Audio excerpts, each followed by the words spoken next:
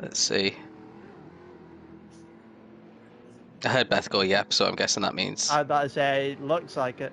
yeah. Yep, we are. I'll copy that, post that into announcements then. Got about 5 minutes until go time. If you want to, while I do this, if you want to do a proper intro? Hello.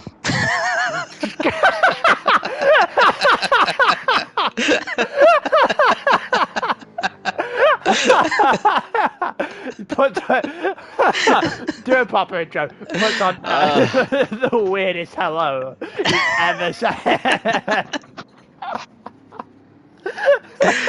That caught me off guard. That did.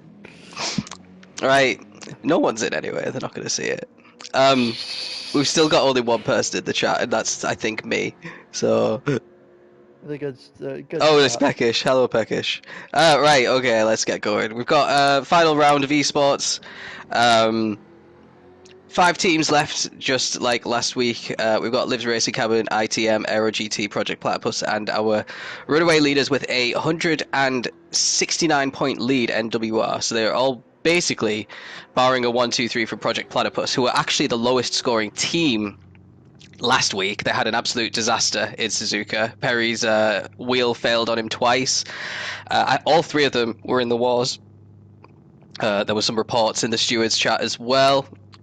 So yeah, just not a good one for them. NWR really extending with a very strong result, obviously winning the race as well, with Jensen and Mew Mew coming through, getting a huge result in the Ford GT at Suzuka. So they are basically just trying to bring the championship home. They've got 787 points. They're trying to get above 1,000, which is possible, but it'll be quite difficult, I think.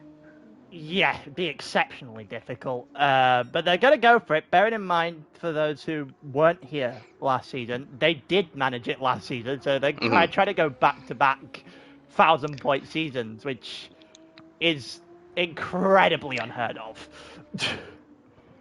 Yes. Definitely, it won't happen again. It certainly won't happen post this race, I don't think. Well, don't be giving us any of your big brain predictions, Pat. Mew Mew's gone, so there's the 1,000 points out the window if he can't come back. Great start. Mew Mew's left the chat with 3 minutes to go until quali. Why don't you back out so we could go through who the drivers are for tonight? Yeah, there you go. So, for the championship leaders, NWR, we got Jensen in his GTR 13. We've got Mew Mew, who'll be rejoining in his 4GT, and we've got Calster, who's setting the pace around here in the Jaguar F-Type. Interesting car.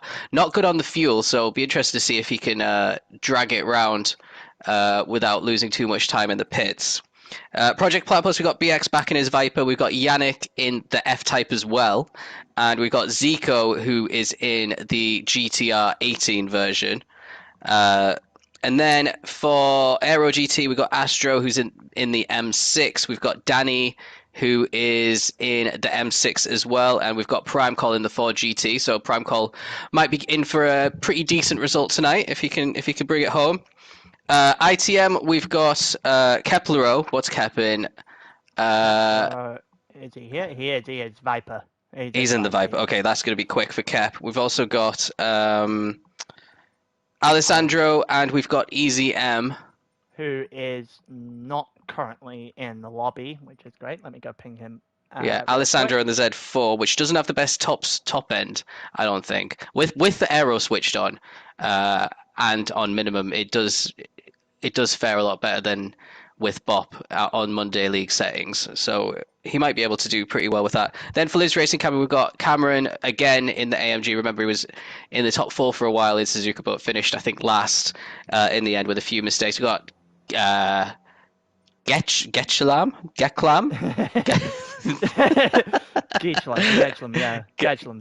I'll call him Getch. I don't see what car he's in. And we've got Lugi back.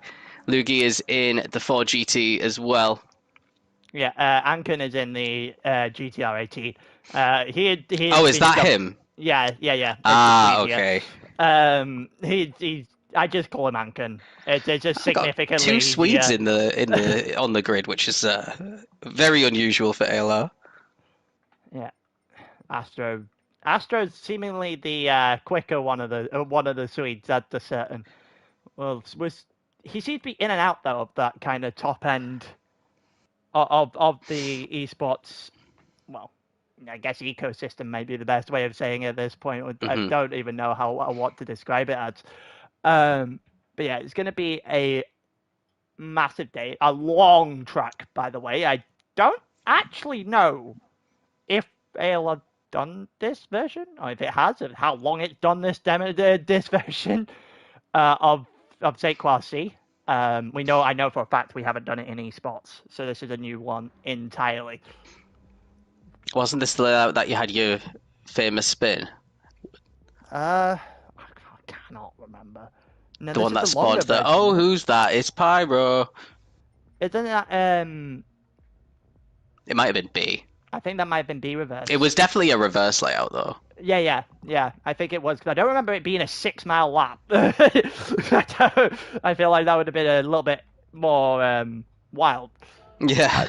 If that for that spin, if that was the case. But I don't think we see C very often, especially reverse of C very often. Is this the longest version? Yes, this is 6.5 miles. Let me go back up and just very quickly get the settings up. Look, 6.73 miles. 6.7 miles. What, about 3 minutes 25, I think the top pace was there. Yes. But there's going to be a big field spread here, because I've also saw 3 minute 30s. So. It's going to be a bit wild between the times here. So, from what I knew, the only person I actually asked about this before coming in was BX, who had done a... Oh dear. That's engine damage. It is a bit dark. Oh yeah, it's nighttime. It's not. Man, I hope we see some of those. Is this? Hold on. What is the run to turn 1 here? Okay, I see. We're just going to it now with Danny. So it's quite a. Oh no, it's not. So this is. It's a 90-degree left-hander turn 1. So it's not the brutal one that we had a few seasons ago in esports. So you've got this one. These two are the final two corners of the track, and BX, that's a wall. Then we've got heading down the reverse way down the straight into, I think it's a sweeping, I think it's like more of a sweeping right-hander to start with. We're just about to see it here with BX, who's just about to start a flying lap while we wait for Emery to get situated. Alessandro, there we go. We can start, so we will start in a minute or so here, just run through turn 1. That's the start of the lap. Go up the hill. We'll figure out whether or not people are going to be able to get themselves going very quickly. I'll put the starting soon message in here. Do one last check of the settings to make sure I'm not going insane. Looks all good to me. Yep. It's going to be interesting, the first corner, because it's not necessarily. We've got the wind on as well, haven't we? Yeah. Yep, 3.1, almost left to right. Yeah, it's not quite a braking corner turn 1. It's just a sweeping, almost sweeping right-hander. So we'll see how people take this. And so we can start. We will go on the. We'll go now, actually. I'm not. Yeah. I was about to say on the minute there. Look down at my watch. We would have been here for an extra literal entire minute, just gone over. So it's going to be 2 flying laps only. Not even enough time to reset to the pits and do an extra outlap. So we might see a bit of a jumbled up order if any of the top guys can't get a clean lap in or encounters traffic, which is very possible as well. If you've managed to encounter traffic on a 3.5 minute lap or a 6-mile track, I would feel like someone has gone very wrong somewhere. This is ALR that you're talking about. Look, they're already racing. Zico's going straight away. I thought he was going straight at the wall there, Jensen. I think Jensen's burning fuel. He might be. It's not a bad idea. But yeah, Jensen's burning fuel to start with low. You only have, I'm sure he's tested it out, but you only have so much time. Nearly rear-ending his teammate there as well. Oh, this is great. Oh, God. This is great outlap behaviour, lads. This is beautiful. Yeah, Mumu is doing the old fuel trick as well. And then you got Astro and Henry having a nice battle above. Okay. Can we have a rundown? Well, we've got 3.5 minutes to kill. Who's fighting for which position? Okay. P1 is pretty much done and dusted, let's be honest. They just need to bring it home in respectable positions, which, you know, even all three of the cars finishing outside the top 10, they'd still easily win the championship unless Project Platypus got a 1, 2, 3. But they're trying to get 1,000 points, so they're really looking for like all three of them on the podium potentially in order to do that. I was about to say, I think it's the only way they can. They were starting the day on 787 points as NWR. You get... Yeah. Emery thought it was 8. Yeah, it's 7:30 on the final 2 weeks, just because we don't want the European friends of ours to go into midnight. You need to have words with Alessandro. He should have made sure he knew. What else? In the championship fight, let's see. We've also got the fight for P3. So Project Platypus are in second. They got 118 points on Aero GT, so they are likely to keep second. Aero GT have 41 on ITM, and ITM have 39 on Livs. So technically, it's not impossible for any of those three to get up into third place if they get a really strong result. By that I mean like 3 in the top 6 or 7 for Livs, and maybe 3 in the top 10 if Aero fail to get into the top 10. ITM can overtake them. Aero need to just have at least 2 of the drivers getting a strong result here to keep hold of P3, but with double points, it is really possible that they lose P3 if they have a bad week again, essentially. Astro last week was their only saving grace for Aero GT. He had a really strong result.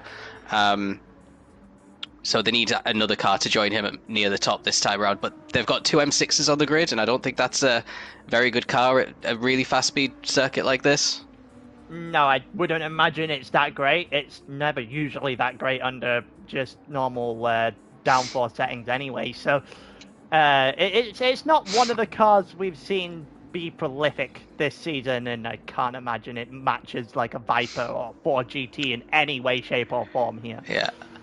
But anyway, laps are starting now, I think. Is this this is where's the start? Corner. Oh no, this is the final corner. I see. Yeah, these are the final 2 corners. So you've got this one, and then a swing to the right, and then you will head toward the home straight, which BX is about to enter now, which will turn us on to the first flying laps of the session. We will go with BX, and then I think it's Zico afterwards, and Yannick after that. So all 3 of the Project Platypus getting off early, trying to give themselves a nice opportunity, well, as early into this qualifying session as they can get. BX sliding just a little bit there on the first turn. You got away with it. Yeah, almost a disaster start.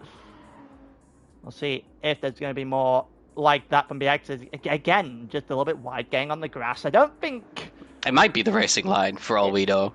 It might be, but I have a funny feeling it probably isn't the quickest way around a track to go constantly at the grass. What do we know, eh? What do we know? His head's going on the grass again. I barely even qualified 10th in Lobby B or C this season, so what do I know about setting hot laps?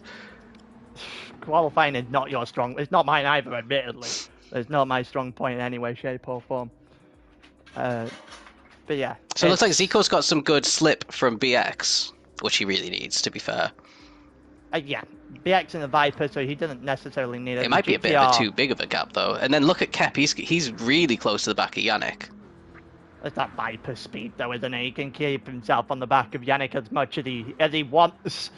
Get that slipstream and see how much damage he can do to Project Platypus in particular.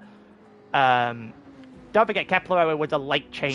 PZN, was meant to be racing in his place, I believe, and that was a change maybe about an hour ago.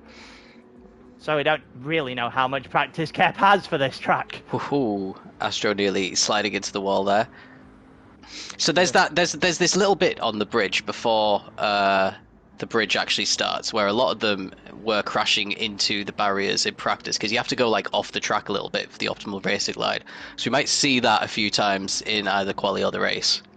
Oh yeah, absolutely. We saw it with Jensen in practice, albeit a little bit before the stream started, where every time he would go a little bit wide, his car would get unsettled, and if he gets unsettled, then it's a massive struggle to get back onto the bridge in time.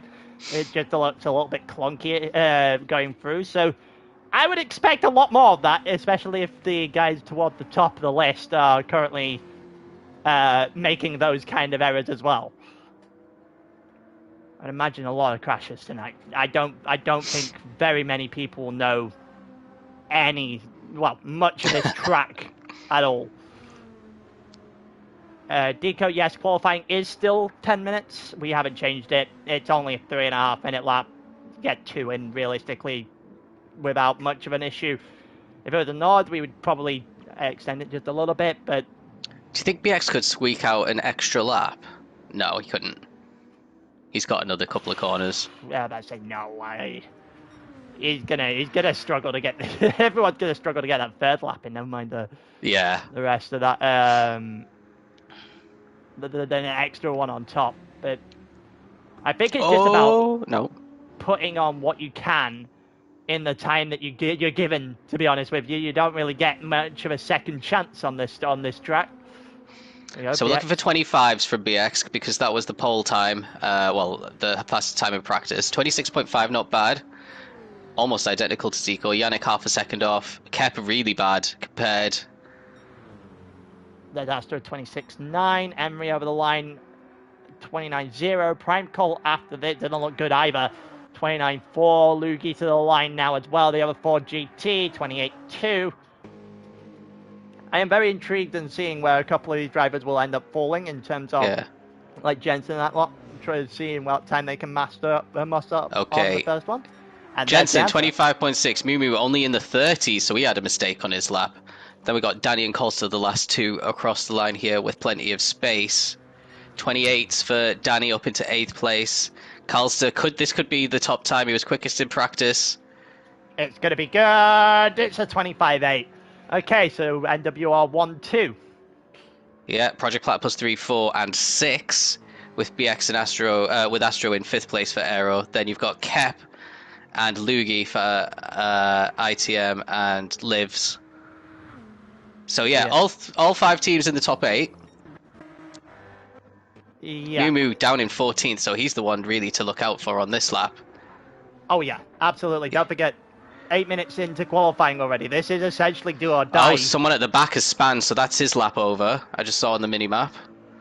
Who's at the very back? Well, Cameron's not having a good time. Oh, well, Cameron's lap's pretty much over. Well, he's got 10 seconds to improve on, so he could still go quicker. But who's at the back of this? Who's behind him? Kalster, I believe that is. Yeah, it's Kalster. Yes, so he is... I don't think it's Kalster. I think it was actually Cameron. No, I saw him spin. I saw him spin on the mini-map. So he definitely can't be improving here. I mean, let's watch and see. I'd say we're about to come up to the end of the sector time. Is this improving? Coming down the longest stretch, 1.1 miles worth of track. Is this improving? No, actually, you're completely right. Holy. Just a casual 5 seconds down. Okay, so that's Kalster's qualifying over then. But he's already set a very quick lap, a 25.8. I don't think. Oh, BX is half a second down. Really, now he should just focus on giving Zico a bit of slip for these last few corners because his lap's well and truly over. Yeah, we could still see an NWR 1-2-3 here. Yeah, given the fact that Mumu's still got to run a lap. I think you've been asked in chat whether or not you run this on share screen, and I think the answer to that is yes, because we only have the one space in the lobby for a lobby host. But yeah, when we do duo comms, one of us do it on share screen, so they can still watch it as well. Here we go. Zico getting a lot of slip from BX down this straight. Yeah, BX is doing his job perfectly at the moment. The problem is he probably needs to get out of the way because Zico almost looked like he was being held up there in the final couple of corners. We go to the line now. This is going to be. He's looking for 9/10 here, Zico. He needs a second. And it's Didn't improve. Just a little bit off of his own best time. Yannick's ahead of Zico though, so that's a great lap for Yannick. He's going to be the highest qualifying Project Platypus driver. Astro improves, but he stays 6th. Just trying to figure out who is and isn't close to the line now.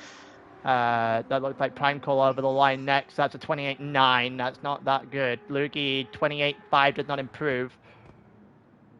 Anchor 28.0 up in a 7. Yeah, decent lap to get into the top 7. Jensen, Jesus Christ. 25.2. Mumu only good enough for 7th, by the way. 27.3.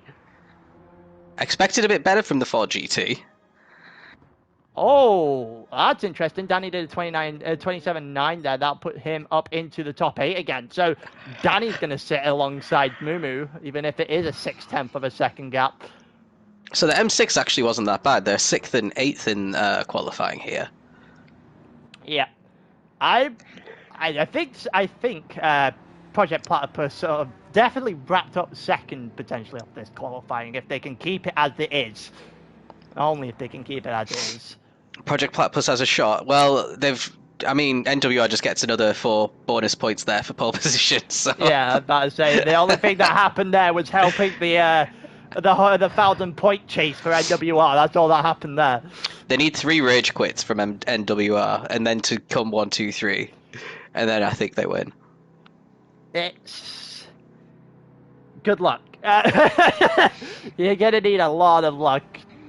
Potentially in someone fighting in team potentially for anything to actually go Project Platypus's way here. They are down 100 and almost 70 points, 169 points coming into the day.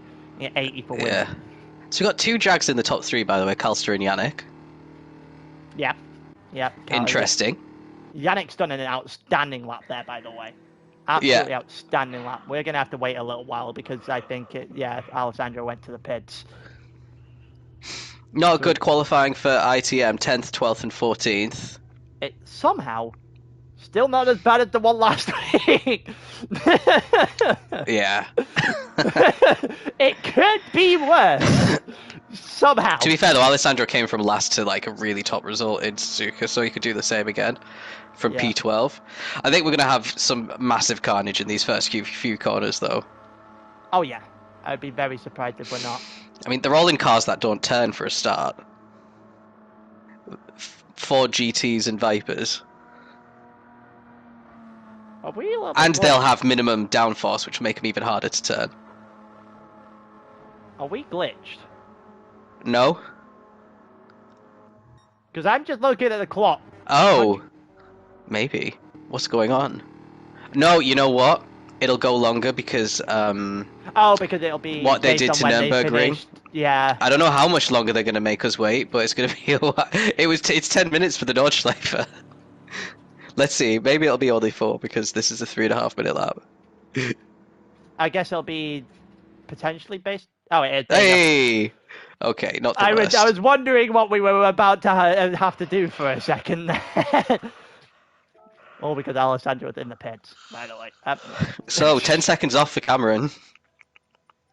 Yeah, something tells me that's not his actual pace. Well, something tells me he's in for a long night.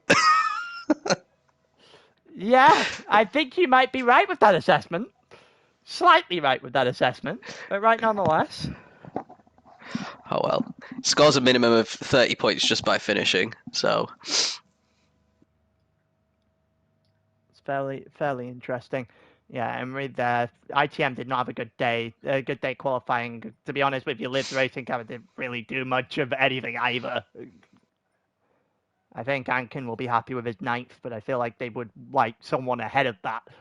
Yeah. Especially when Aero GT, the team in 3rd, got 6th and 8th. Prime call needs 2 minutes, so we will kill a couple of minutes then before we get ready to go. In the battle for P3, definitely advantage to Aero.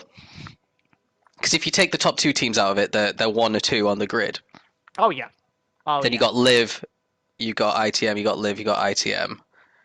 So, yeah, good position for them to be in. But let's see what they can do when they've got a bunch of Vipers and 4 GTs down these back long straights. Yeah, they get into slipstream down the back straights. It's going to be fairly interesting. I wonder whether or not they're going to use that slipstream for bump drafts or use the slipstreams for overtakes. That's the interesting situation for me, because if it's bump drafts, then we're going to be stuck here with a lot of the same positions for a long time. Yeah. Also, if you're watching, please give the stream a thumbs up because it helps with the visibility. And also, Suzuka 12 hours. It is happening in March. Registrations are still open, which you can see in the main announcements channel on ALR. If you just scroll up a little bit, you'll be able to find it. I'll also share it after, I think, the races tomorrow night. We've already got 16 teams registered. So it's going to be a sweaty qualifying to get however many sign up between now and I think we've still got 3 weeks till qualifying, or 2.5 weeks to get that down to the 15 for the actual 12-hour race. So yeah, get your teams together and get signed up. I know there's still, I think, 3 or 4 teams that I know of that are about to sign up. But yeah, it's good. It looks like it's going to be more popular than the Daytona one in January. And that was a pretty good time. So that'll be fun. I'll have to figure out how everything is going to work in terms of the comms and all that stuff. We haven't figured that one out yet. Oh yeah, have to sort that out. Well, that's it. We haven't figured that part of it out yet. But yeah, it's going to be fun to do the 12 hours later on in the month. Pancall's back. An effective way to kill 2 minutes. We will put a starting soon here then, just to make sure that everyone is aware. And we are in fact going to go as soon as possible. So NWR 1-2, followed by the 3 Project Platypus drivers, and the other NWR driver, Mumu, in 7th place. So we'll figure out how this is all going to play out in due course. Let's have a look. Let's go start this race then. Let's get 28 laps of Sainte-Croix on the go. Let's see how everyone is going to approach this track. A track we don't do very often at all in the slightest. All right. So it's NWR front row, second row for Project Platypus, and then a shared third row. So we'll see what is going to happen off the line. So soft for Jensen and for Calster, with 3, with 4, with 5 red lights. And his lights out, and away we go. A long hold off the start there by the game. BX is off to a flying start in the Viper against Yannick. As his own teammate, they go after NWR off turn 1. Jensen is there. Kauster is there. Kauster has a small advantage, but is scraping alongside the wall, and so are the couple others in the background there. I think that was Alessandro in the ITM colours that hit the wall in the background. So we'll see if he's got any damage in a minute. We'll see BX trying to go after Calster. So it's soft to the front too. It's soft to BX as well. And yeah, Kep jumps up into 6th, by the way, in for ITM. So he's had a great start. Yannick's just gone. What Christ happened there? I think we need a replay of that. We are going to get replays, thankfully. Right, up to Yannick, who dropped 1 position behind BX, going around the long right-hander here. And he clipped the wall. He clips the wall and then gets wiped by a car, and that is Project Platypus's day, off to a really bad start. And Danny also down to 15th, so he's been in the wars as well at the start. Yep, from a really good qualifying in P8 as well. So that means Henry's up in 8th, Mew Mew's only 7th, and he's about to get overtaken by Henry by the looks of it as well. Yep, that Viper down a straight line is just ridiculous, and look at that from Henry. The Italians finally making a move after a poor qualifying, get to move up a couple of places, and they're going to try and make this count. And Ankins dropped down a place to Alessandro as well in the process. Prime call going the long way round that banked left-hand turn, sorry. Yeah, BX up into 2nd, by the way, as well. He seems to have gotten past Calster at some point. Yeah, we'll just take a look. Just have a look at Ankin versus Prime Call again first. The Prime Call looked to got that move done a lot earlier, but they're still side by side heading down the bridge. And Prime Call is in the wall! It's in the wall! Prime Call has gone far too deep! Ankin's going to get away there. Yeah, just wait. That was an unforced error from Prime Collie. They almost had the move done as well, but just way too deep. We're going to see a lot of clatterings into the wall. Kepler up into P4. Yep, he got past Astro Astro's and got Zico. past Zico as well. Yeah. Henry's trying to get past. Background doesn't really make much of a move of it. Zico is absolutely trying. He's struggling off the start. Look again, just that slide on the exit has no control over the car on the traction at the moment. Astro going after Kepler again as well, looking for fourth. The Swede makes a move on the Italian. There's a little back and forth going on here. And Henry still trying to get past Zico as well. Looks like he's got the inside finally. Is he going to get pushed off? Ooh, not sure if that was a bit of a push or not, but Zico's lost that position and he's lost position to Miu Miu, who's back up to 7th once again. This is where he started, so he's not made any progress at all, despite all of the dramas that we've been seeing. Yeah, it's not been the greatest start for Miu in particular. It's been an even worse one for Zico, who started in the front 5, and now as Alessandro blasting down the inside, or tried to for a split second there. He got out of the way early. Miu just clipping a wall on the exit there. This is going to open the door for Zico to take a look on the outside. Now switches to the inside, looking for that move on the Ford GT. Then the GTR 18, which is not comparative in a straight line to that Ford GT by any means. And that's why he's going to have to bounce back underneath and stay behind Miu Miu for a little while longer here then. Go up the grid. Let's see what's happening. Let's see how close BX is. BX 1.4 off the back of Jensen already. I'm surprised, because Jensen obviously had the fastest lap in qualifying, but in practice, Jensen looked a little bit, well, all over the place. Oh, we've had a bit of a mistake, or some sort of collision between BX and Calster here. Oh, BX just into the wall. And he spins around Calster as well, which means Astro and Kep are now in the top 3, and everyone's overtaking them. BX having to wait and let all the drivers overtake, and he's now in last place. Yannick's in 30. This is another disaster of a round for Project Platypus. And we've got 2 ITM drivers in the top 3 after having a terrible qualifying. So I'm not quite sure what's happened for these two. Yeah, I was about to say. They've had like the luckiest start in ALR history. Calster actually stays P4, so he must have done a perfect 360 and just kept going compared to BX. Got away with it, and now Zico's the only one in the top 5 of what was an incredible qualifying. 2 Project Platypus drivers have absolutely domed a wall straight away. Yeah. And it is turned this race on its head straight away, given the fact that we thought we were going to get Project Platypus versus NWR. And we're actually getting NWR versus ITM. ITM, just spawned out of nowhere. Yeah. Alessandro's in 6th as well, so they're the only team with 3 drivers in the top 6. I don't know what voodoo they're using, to be honest with you, but I feel like they should have bought it 8 weeks ago. I feel like they probably should have bought it and been using it the entire season instead of waiting until it's far too late.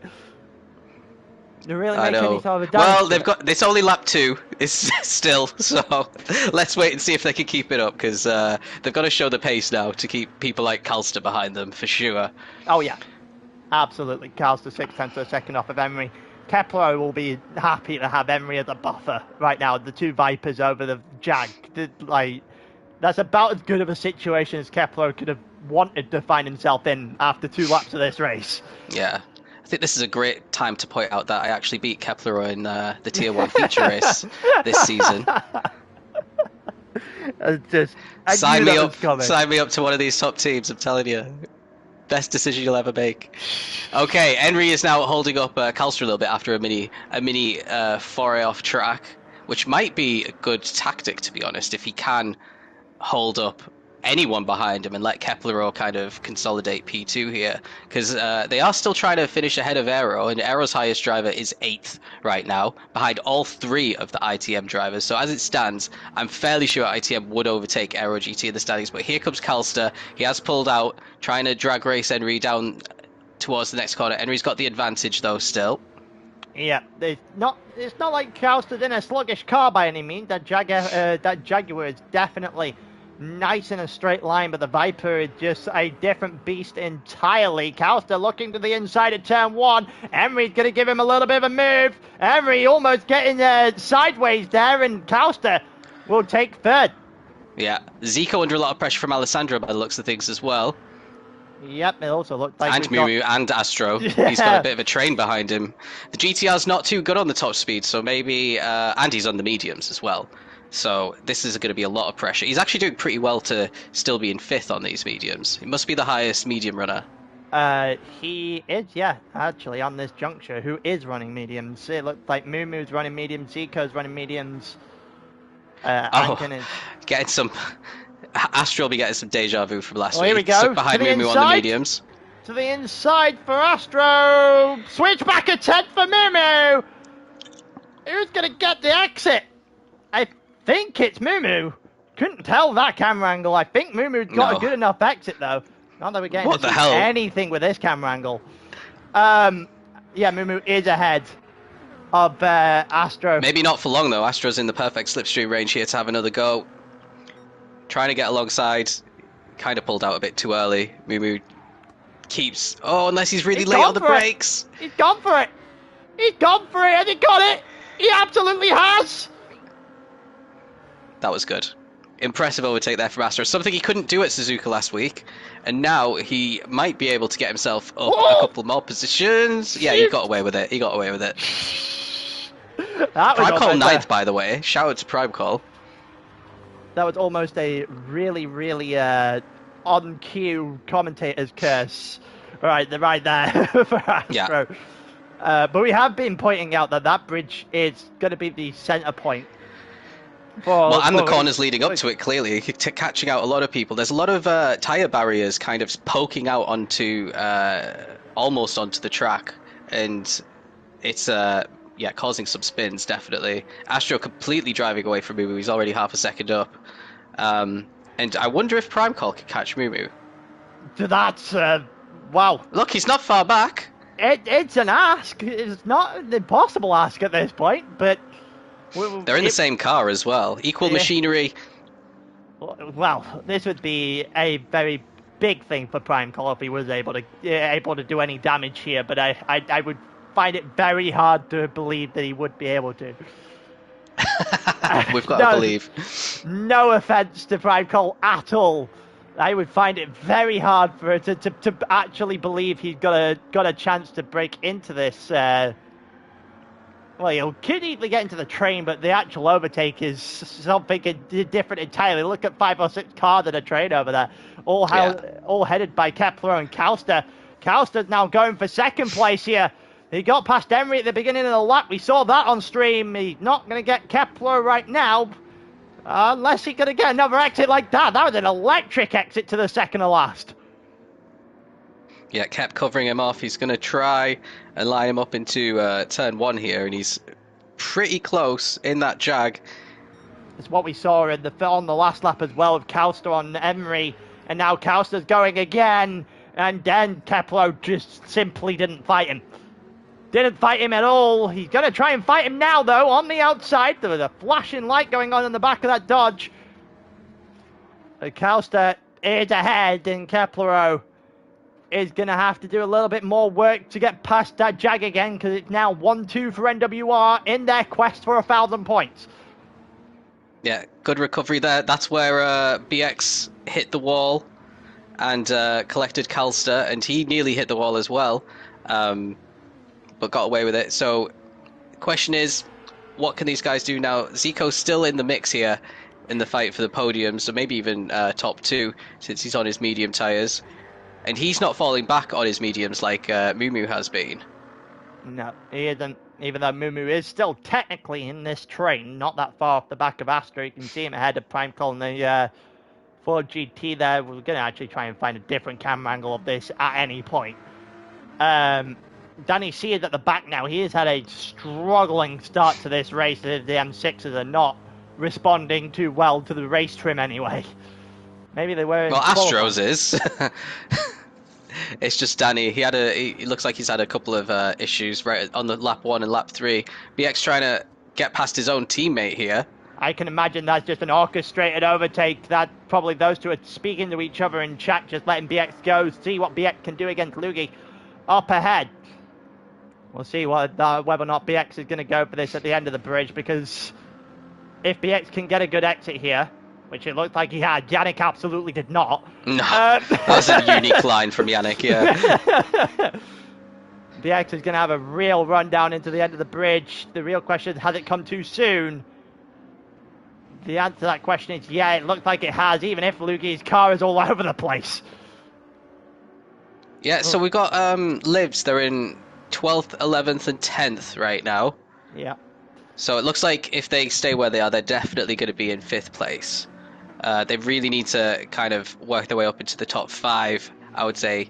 But their closest rivals is ITM, and they're having their race has just gone as well as possible, even though Kalster's overtaken 2 of them. They wouldn't have expected to be 3rd and 4th coming up to lap 4 of this race after that qualifying. So I don't think they care who overtakes them right now. They're just enjoying themselves. We got Lugi. To be fair, I think they could stay where they are now.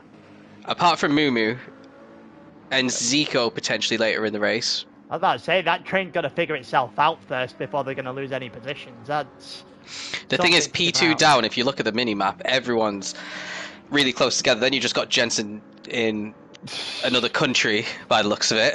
Yeah, he's left the station well and truly as Jensen in this race. It's going to be very, very difficult for anybody to beat Jensen from here. I think Lugi's flashing Cameron here. I'm not sure. Either way, here comes BX. I don't think he's going to get much of a choice of who he's flashing, because BX is on the inside now. BX is going to look for this move on the inside. Lugi, that is not the corner. That is not the corner either. And Cameron's hit the wall as well. So there's a double overtake for BX, which was pretty easy. Yannick's going to try and follow them through. Does any of them have damage? I don't think Cameron does, so I think he got away with it. They both got away with it. Lugi's past him. Oh, Cameron's gone into the pits now. Off the mediums on lap 4. Off the medium. That might be a 3-second. It kind of looked a bit last minute, that entry. It's a choice. It is well and truly a choice. I'm not sure, to be honest with you. There's 28 laps to this race. Lap 4 seems early. Mm-hmm. I would imagine it would probably be a 2-stop for everyone.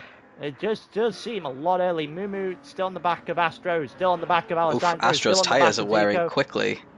Yeah, you can tell, and Zico is just starting to find a little bit of a rhythm now. You can see it with the tyre advantage on that medium tyre compared to the soft, so you just have a quick flick through there. Yeah, Emery just about holding Zico at bay. You see Kalster's starting to drive off as well at this point. This group of 3 cars 16 seconds off the lead of the race, to put it into perspective. Yeah, ITM, Kep's probably working a little bit here with Henry to keep him in slipstream range. It looks like Astro's having a go at Alessandro a little bit further back. He is, looking side by side. Astro again into this. Oh! Look at them both power sliding through, and Astro gets the position, just about avoids the wall, and he's going to cover off Alessandro off. Back? No, because he's caught on the outside, unless he wants to get driven into the wall there. I was about to say, yeah, he was going to the outside for as long as he could, heading down to the bridge, but obviously, as you said, had to back out of that. Probably the smartest decision for self-preservation sakes, if nothing else. Looks like Zico's getting a bit racy with Henry now. The entire group seems to be going at each other left, right, and centre. The medium guys are definitely feeling a bit more comfortable. Yeah, that well and truly is the case. You can see Mumu just getting onto the back of this group, and Zico just starting to push Emery just a little bit further now. They are poised to make a couple of overtakes in due course. I wonder when everyone else is going to pit here, because obviously we've seen the pit stop from Cameron, which has to have been early. We'll see how everyone else adjusts to that then. Zico not quite on the back of Emery in terms of making a move. He's just kind of existing behind the Viper at the moment. That's the problem you're going to have though with a Viper in front of you. You can't get it in a straight line, especially if you're in a GTR. and the acceleration on that Viper is also going to do it the world of wonders on a straight line. So you're going to have to fashion an opportunity somewhere in the corners, which is extremely difficult to do. Yeah, they're all just snaking around. I'm wondering who's going to be fuel saving right now, because if I'm Moo at the back here, I'm not in a rush to get past these people because I probably know that I can take them in the pits, being in the Ford GT, which is pretty good on fuel anyway. Yeah, and he can still see Kepler out in third. He knows that he doesn't have to win the race. Jensen's already done that. They're teammates. You don't get extra points for certain people winning the race. Never mind. Never mind. He's going for the undercut instead. He's already in the pits. Interesting. Okay, Anken's gone in as well. It looked like the medium tyre runners are going first. Luki and Yannick come in. That looked a little bit interesting. I didn't want the chat. I wanted that so I could get rid of the plead refuel on the screen. So his prime call hasn't pit yet. He's just been in the wars. Look at that. He lost 20 seconds this lap. Yeah, that didn't look good at all in the slide, did it? For someone who was about a second off the back of Moo, he's kind of fallen off just a little bit. Just slightly.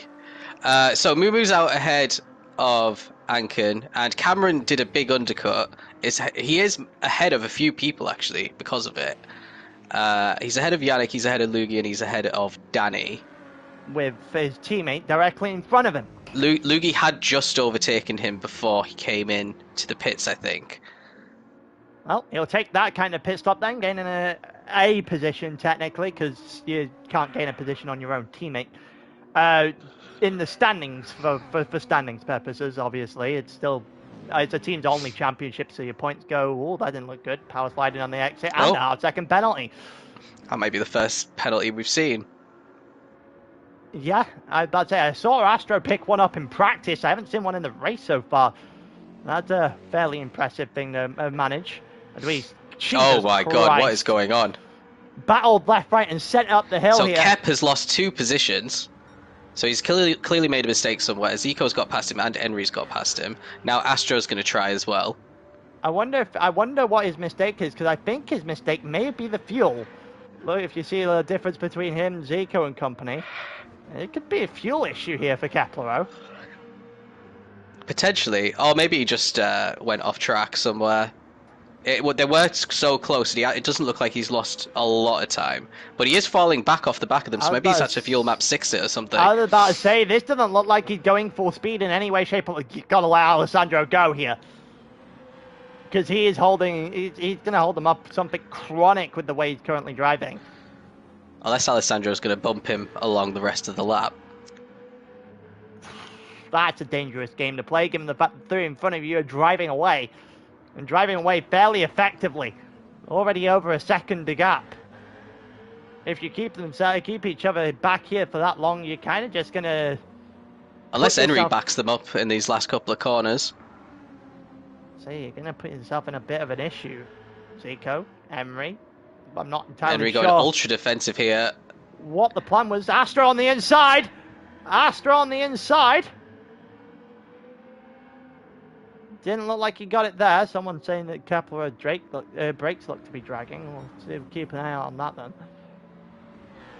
Jensen into the pits then. So Jensen made it to the end of the lap on lap 6.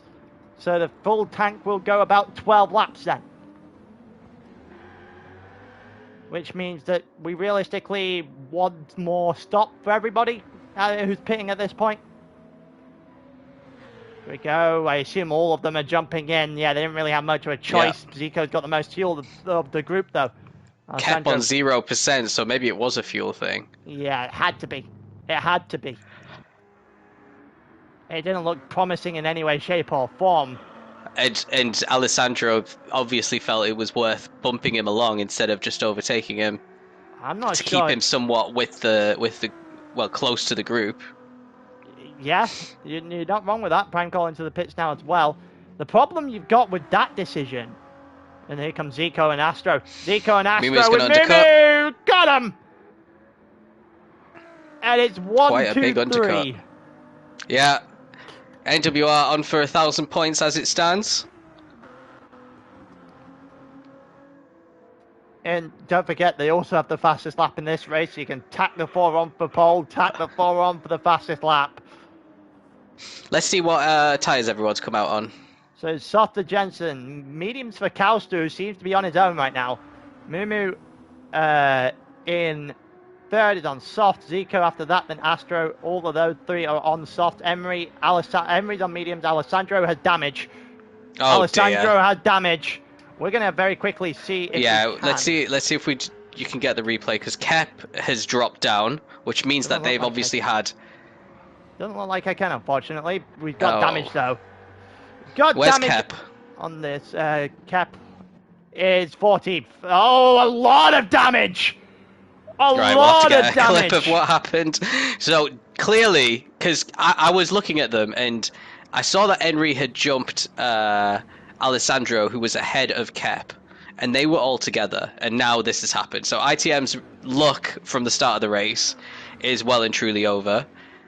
Kep is behind almost everyone on the track. Who's he ahead of, actually? Is he ahead of Prime Call or Danny? 1 second, just take a look at Anken versus Alessandro up the field here. Alessandro obviously recovering from that damage earlier on. Looking to the inside, Anken's got a penalty. Alessandro letting him back onto the track. That didn't look good in the background. Cameron playing a bit hard and fast with the wall again. Let's have a look at Kep's brakes when you're done with that. Let's have a look. If we can see anything, he's all over the place. It doesn't look like there's much going on. I don't see any drag. I think I don't know what. I assume he'll explain it come the end of the race. Everything looks in order for Keplero, who. Well, he's got an excuse lined up there already, even if it's not true. In the wall, right there.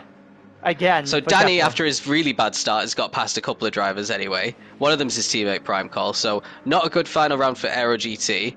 The two Project Platypus guys are recovering. BX up to 12th now. Yannick's all the way back up to 9th, so he's doing pretty well. He's going to make that 8th because Anken's going to serve a second penalty and drop back at least 2 places here. And Alessandro's dropping behind Yannick. Alessandro on the mediums. Yannick's gone again. Yannick's gone again on the inside of Anken. Didn't even wait for the penalty. That's nicely done from Yannick, sorry. But he is on softs. Anken is also on a lot worse, or more one softs. That penalty is about to get enforced.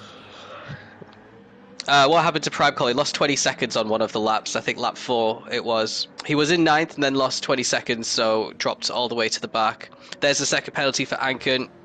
I wonder if so Alessandro gets past. Cameron and Lugi aren't too far back. They should just bump Anken, really, I think. They're not Cameron's going to take the take the spot. They're not going to. So, Lugi's going to dive him. His own teammate. Oh, that was far too close for comfort. If you're a Live Racer fan, those two going side by side into the corner and 90-degree right and left-hand turn. That could have spelled disaster for the two of them. Yeah. So BX is in a really awkward spot here. He's got 3 Livs drivers to overtake next. And they won't be in a rush to let him pass, that's for sure. No, they look very racy tonight. They just, well, they do look racy, but the problem is they look racy against each other. It's not a problem, which is slightly problematic for Liv if they want to continue going forward. Try and get themselves into potentially off 5th place. Don't forget there is prize money at the end of this race for a couple of teams, depending on how they end in the championship. Yeah, 100 for the champions and 25 for the runners-up. So that'll be in Project Platypus's interest to try and reserve as much as they can and try and get second place. Aero would have needed to be doing a lot better than having 2 cars outside the top 12. Yeah, it's only 13th and 14th in for 2 cars. It's not a promising sight, I'll tell you that much. Got a few drivers here. BX is just trying to drive up on the back. Is on the back of them. Alessandro is the guy leading this train, power sliding through the banking. Yannick is ahead with these guys with Emery in 6th. So Yannick's going to go after ITM here. Which is... Yeah, Henry's still doing very strongly here. Henry on the mediums as well. obviously losing a bit of ground, but Astro has still got to put the mediums on. He does have a 10-second lead, which is pretty massive. But it might be between those two for P5. Zico's still mixing it with the top guys. And Zico, is he closing in on Calster? He is, and so is Mumu. They are all very close together here. Zico and Mumu already done the medium stints. Calster is on the mediums right now, so he should, in theory, be getting caught in the next couple of laps by Zico, and it could get a little bit spicy here. Yeah, but while we got this, there's been an issue in the back, because someone else had some sort of issue. Well, BX has got past Anken. Yeah. So he's got one of the Livs drivers. Kepler's got another penalty. Kep's just struggling. He's I think going to be finishing 15th. Now my boast about beating him in Tier 1 doesn't sound as good as when he was in P2, because he's in P15 now. BX is going to have to have a go at Cameron sooner rather than later here. It is starting to fall back into place for Project Platypus in this race, which is good news for them. They need something to go on to next season. I'm already looking forward to how next season is going to unfold as well. Any little hints you can give? Oh, I don't know, because it's currently being talked about in chat. Ciora and Inko just going back and forth, just talking about it. I don't know if I can give any sort of hints at the moment. I might name drop a couple of things right at the end of the stream if people want to wait around for that. But I think coming up on hints on the spot in particular, it'll be a little bit more difficult than just giving it straight away. Zico is just about holding on against Mumu right now as well. Let's just say it'll get a little bit more sweaty next season in the top lobbies. Oh yeah, that's safe to say. I feel like the biggest. What's happened to Mumu? He was right behind Zico. He's now dropped a second. Must have got the corner wrong. Yeah, may make a mistake. I'm aware you're Aries. It's going to be interesting next season. When the biggest thing I can say about next season is it's going to be a struggle for Project Platypus, currently second in the championship, to end top 5. That's the hint I'll give. Let's see. There's always a couple of teams that join who we think, whoa, they're going to be so quick. You've even predicted in the past that certain teams are going to win before the final rounds, and they finish like 4th overall or something. So they're definitely not coming back either. Let's wait and see. I don't think that'll happen next season. There won't be. I don't think anyone's going to be scoring 1,000 points next season. Put it that absolutely. way. I feel like that's the easiest prediction. Easiest prediction anybody is ever going to make. But yeah. I don't really see it. If someone breaks 1,000 next season, be worried. Because I feel like there's gonna something has had to have happened for that to be the case. Right. I feel for Astro again because he is again stuck behind Mumu for like the 12th time in two races here. It's gonna be interesting. Yeah, Astro is he's gonna hope to never see the rear end of that Ford GT ever again. It'll be interesting to see what these guys pick for next season's calendar, because looking at it, it is not. This calendar was unusually well suited to high speed cars like the Ford and the Viper. Next season, I don't think any track, especially in the first 6 rounds, is suited to a straight line car. I think there's a lot of track. I think half the tracks are really suited to good MR cars, which obviously don't benefit as much from the downforce tuning as the FRs. And the other ones are just quite even with BOP. So it's going to be tough to see. I think we're going to see a big mixture of cars being selected. Obviously, the new Porsche is a really good new car. The Audi's really good at the moment, the R8 Evo. The 296 is decent over a long run, even if it doesn't have the outright pace, and it's absolutely tragic on a standing start. Yeah, it'll be interesting. And obviously the Jag is proving itself to be a good all-rounder. Obviously in P2 here, and Yannick is recovered from last to 6th already in the Jag in this race. Carl's having problems because I think Zico is really on the back of him now. Yeah, 4/10 to a second at the moment. I think when it comes to next season, it's going to be who can distribute the cars the best. I don't think it's necessarily going to be picked to one car or a set of cars that'll work, but I think it'll be more find 4 cars that you're really, really good. Like really, really good with Zico. Just a little bit wide there, trying to hold on to the back of Calster. But yeah, it's going to be... I think we'll see a lot of the Porsche. I do think we'll see a lot of the Porsche. From what the new Porsche, yeah. I think we'll see more Citroens as well, actually. I forgot to mention the Citroen. That's just an insane car. Yeah, next, the Citroen, having driven it without the ability to do the downforce tuning this season, the Citroen is a massive contender for next season, that's a certain. Yeah. What I think we're not going to see is...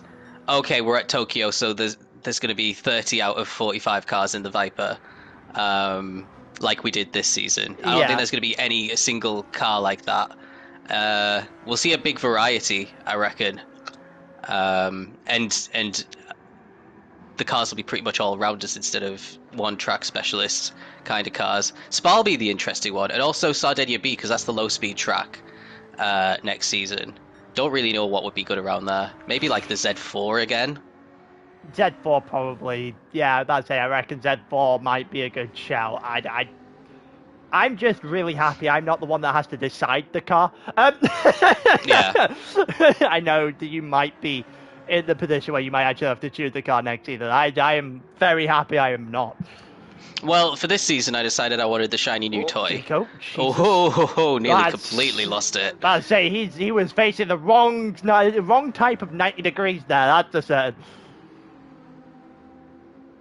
It's gonna be he's gonna have to keep it away from that. That's a certain. Keep it away from sliding the car.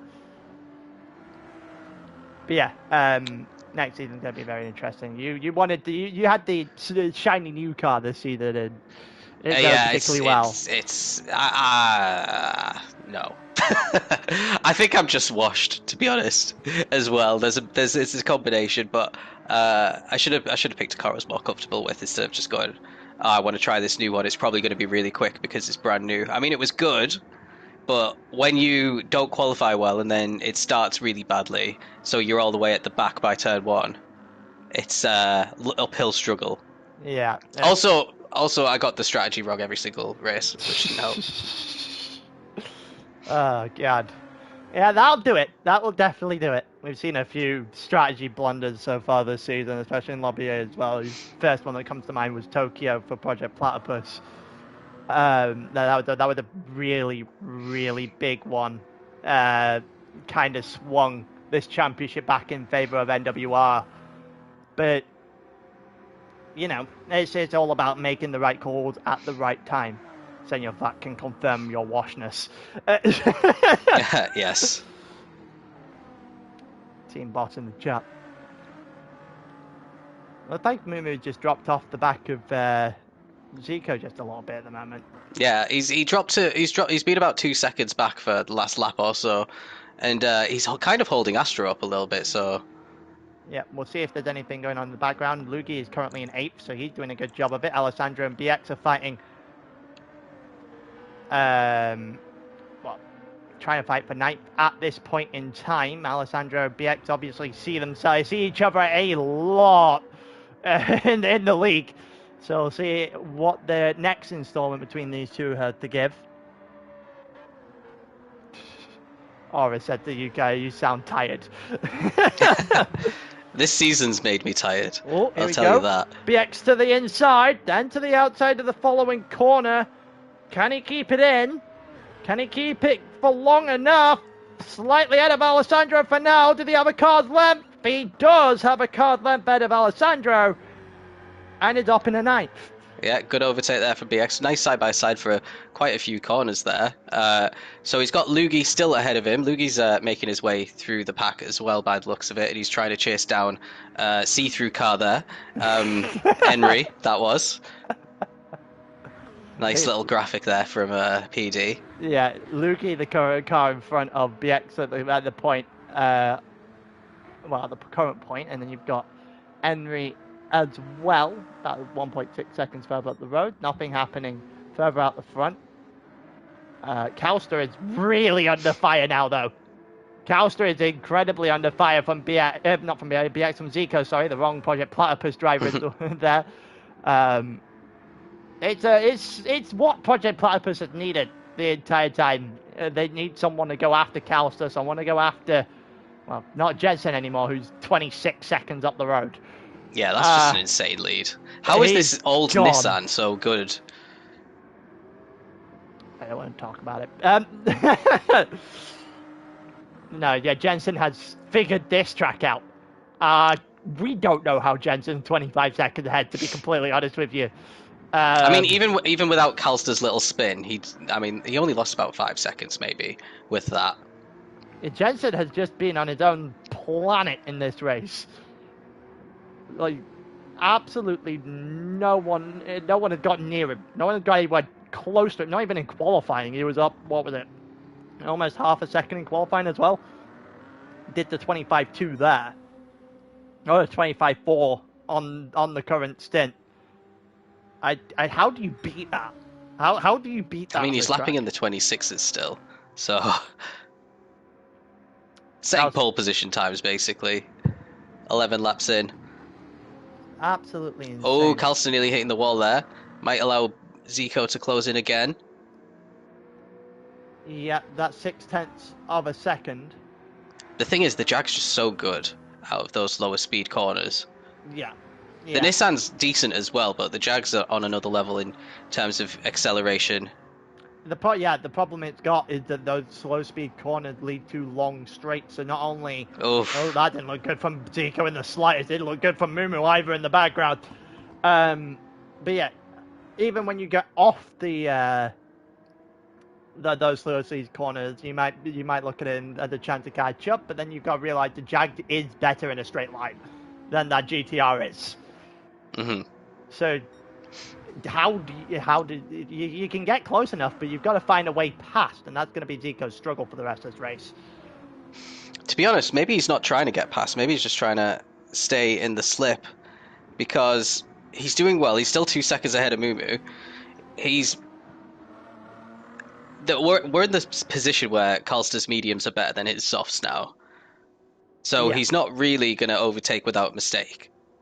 No. And also, I think Zico's probably thinking he's a bit fortunate to be still racing against someone as quick as Calster at this stage of the race, because we know Calster's, got insane pace. Yeah, already won his only appearance so far in ALR as well. Did that in Deep Forest, even though BX ran him to the line there. I don't think he'll go 2 for 2 somehow. I feel like that's out the question. Oh, Mumu. Ooh, again, Mumu really wobbly again. Astro still sticking with these guys as well, so still putting in a good shift. He has gapped Yannick by a further 3 seconds over the last couple of laps as well. But he is going to have to put on the mediums. He's, I think, the only guy in the top who hasn't put on the mediums. Maybe Henry as well. I'm not sure what kind of tyres Henry's on, but he seems to be having a good second. Oh, he's doing good on the mediums. Okay, I take back what I said. Yeah, he's on the mediums right now. Henry, he's 1.3 ahead of Lugi, who's currently on soft tyres. BX after that, then as BX is just trying to close down Lugi. Alessandro in 10th, then you got Cameron in his own little world in 11th. Probably the best place for Cameron to be, considering he can't sabotage his own race at that point. He'll be stopping again fairly soon. Bad looks of it. His fuel, and his tyres are about to be gone. And I think he does have to put on mediums. I think he's done 2 softs. No, he started on the mediums. Did 4 laps on them. Yeah, he did 4 laps. Oh yeah, he did shorts. Yeah, he did shorts. That's why his tyres are so dead. Yeah. Ooh. Oh, it's all right. What about Danny? How's Danny looking at his lap times? Lapping at the 31s on the mediums. Yeah, he's still ahead of Ankin as well. Ankin's just done a 50, so he's had a nightmare. Lost 20 seconds on that last lap. Yeah, dropped down to 13th. It's not going good for Liberating Cabin if they just try to get themselves off that 5th place. Yeah, it's gonna be a struggle for them to come off 5th place. With ITM obviously doing a better run than they have been in qualifying, and it's just gonna be a massive struggle to see them off the bottom. Yeah, what Prime Cole's lap time's looking like? He's on fresh medium. Oh, so he's just... Hold on. No, he pit on about 5 laps ago. He's just got very good tyres at the moment. But he's lapping in the 30s as well. And Kep is... Oh, God, he's had another nightmare. He did a 41 on the previous lap. Yeah, Kep is... I don't know what Kep is... what's happening to Kep at all. I assume we'll figure it out. We'll be let known what is going on to his car, but it is not good in the slightest. For what was an extremely promising race as well when they were in the top 4. Man, this is the second time this week this has happened to Kep.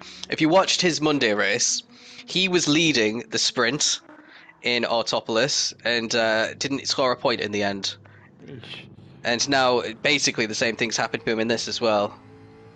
That's gonna suck. Yeah, Danny has just gone past Yannick, Cameron and Ankin are into the pits as well. Prime Call staying out. So that'll put a little bit of a spin on things for the short period of time. Lugi is behind BX now. So BX is up in the 7th. Lugi in behind him. About 2.5 seconds separating BX and Henry to see what BX can do to try and get himself back toward the top 5. I'm not sure what it might be a brake pedal issue. We'll figure it out. I guess we'll be told, but it doesn't look good for him either way. Hopefully for his sake it is, because otherwise we don't want the washed allegations to start. That would be one hell of a downturn for a race if it's not if it is literally just being bad. Considering the way they started, that was an electric start from ITM. And then it all faded away very quickly. Mm-hmm. Most of the grid... Well, the guy that started on the medium tires did about 6 laps-ish on them. Everyone else are kind of just on that stint. On that medium stint at the moment. So we'll figure it out as we go along. It was like end of 6, beginning of 7 that they pit. So imagine... What, we're still waiting maybe 2 laps before we see anything come out of the cars. Still crazy to me that Jensen is that far ahead. Yeah, he's kept it at 26 though, probably because his tyres are nearly dead. He's going to have to put on the medium, so he will get caught quite a bit though. That's the main factor for him, and also lapping several laps of the 25s, which is crazy. But yeah, Calster should be able to catch up in the next pit phase. Yeah, certainly won't be 26 seconds though, I don't think. Now the question You never know. The question lies here within. Can Jensen go to the end for me? I don't think he can. We saw he did. No, we're not even halfway through, and this is the second pit stop. It's about 12 laps, I think I said, on the full tank of fuel, so this is an extra stop for Jensen. I can only assume this is a soft tyre going on then. Or unless this is a medium now and a soft at the end. Either way. How much fuel is going in? If he's gonna stop another time. As Calster going I mean, he's past. definitely stopping another time. He's only put 64% in. As Calster going past, they also have Mumu and Zico and Astro, all of them coming in, and Zico again has more fuel than the competitor he's fighting with. I will not accept Rio Haryanto slander in the chat. He had a bit more potential than Nikita Mazepin for sure. We're just slandering F1 drivers, are we now?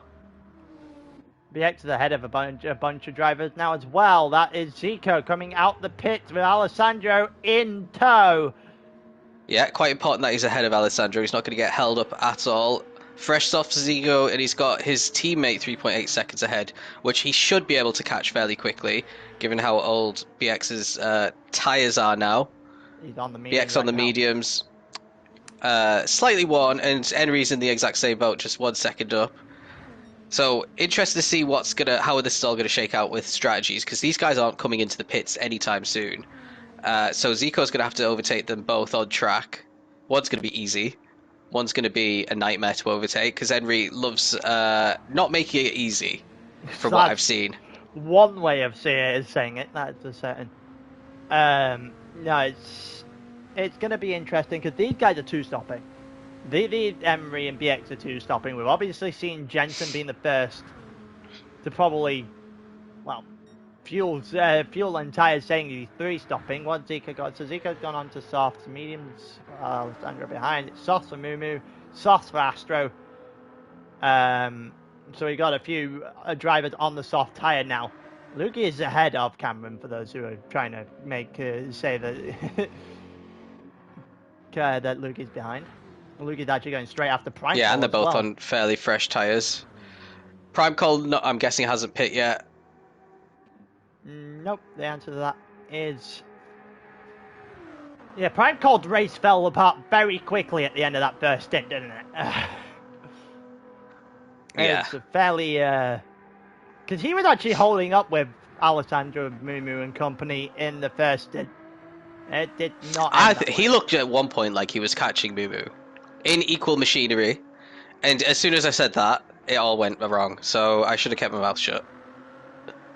Here we go. Lugie's got a good run down over the bridge on Prime Call. Again, they're both in the same car, but fresh tires for Lugie. He's gonna have to be brave and chuck it. It's a really difficult corner to overtake on in this braking zone because it's downhill and cambered.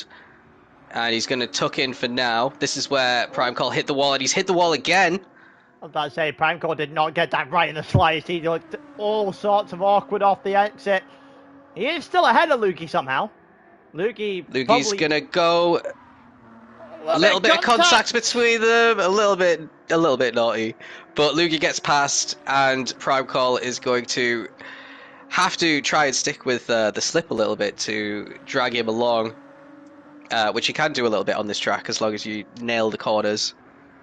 Yeah, a little bit sketchy there from Lukey to try and get by. Calster now into the pits off the medium tires. Yeah, a little bit sketchy from Lukey to get past Prime Cole, but nonetheless he's by. So I don't really think he will care too much about the manner in which he did it.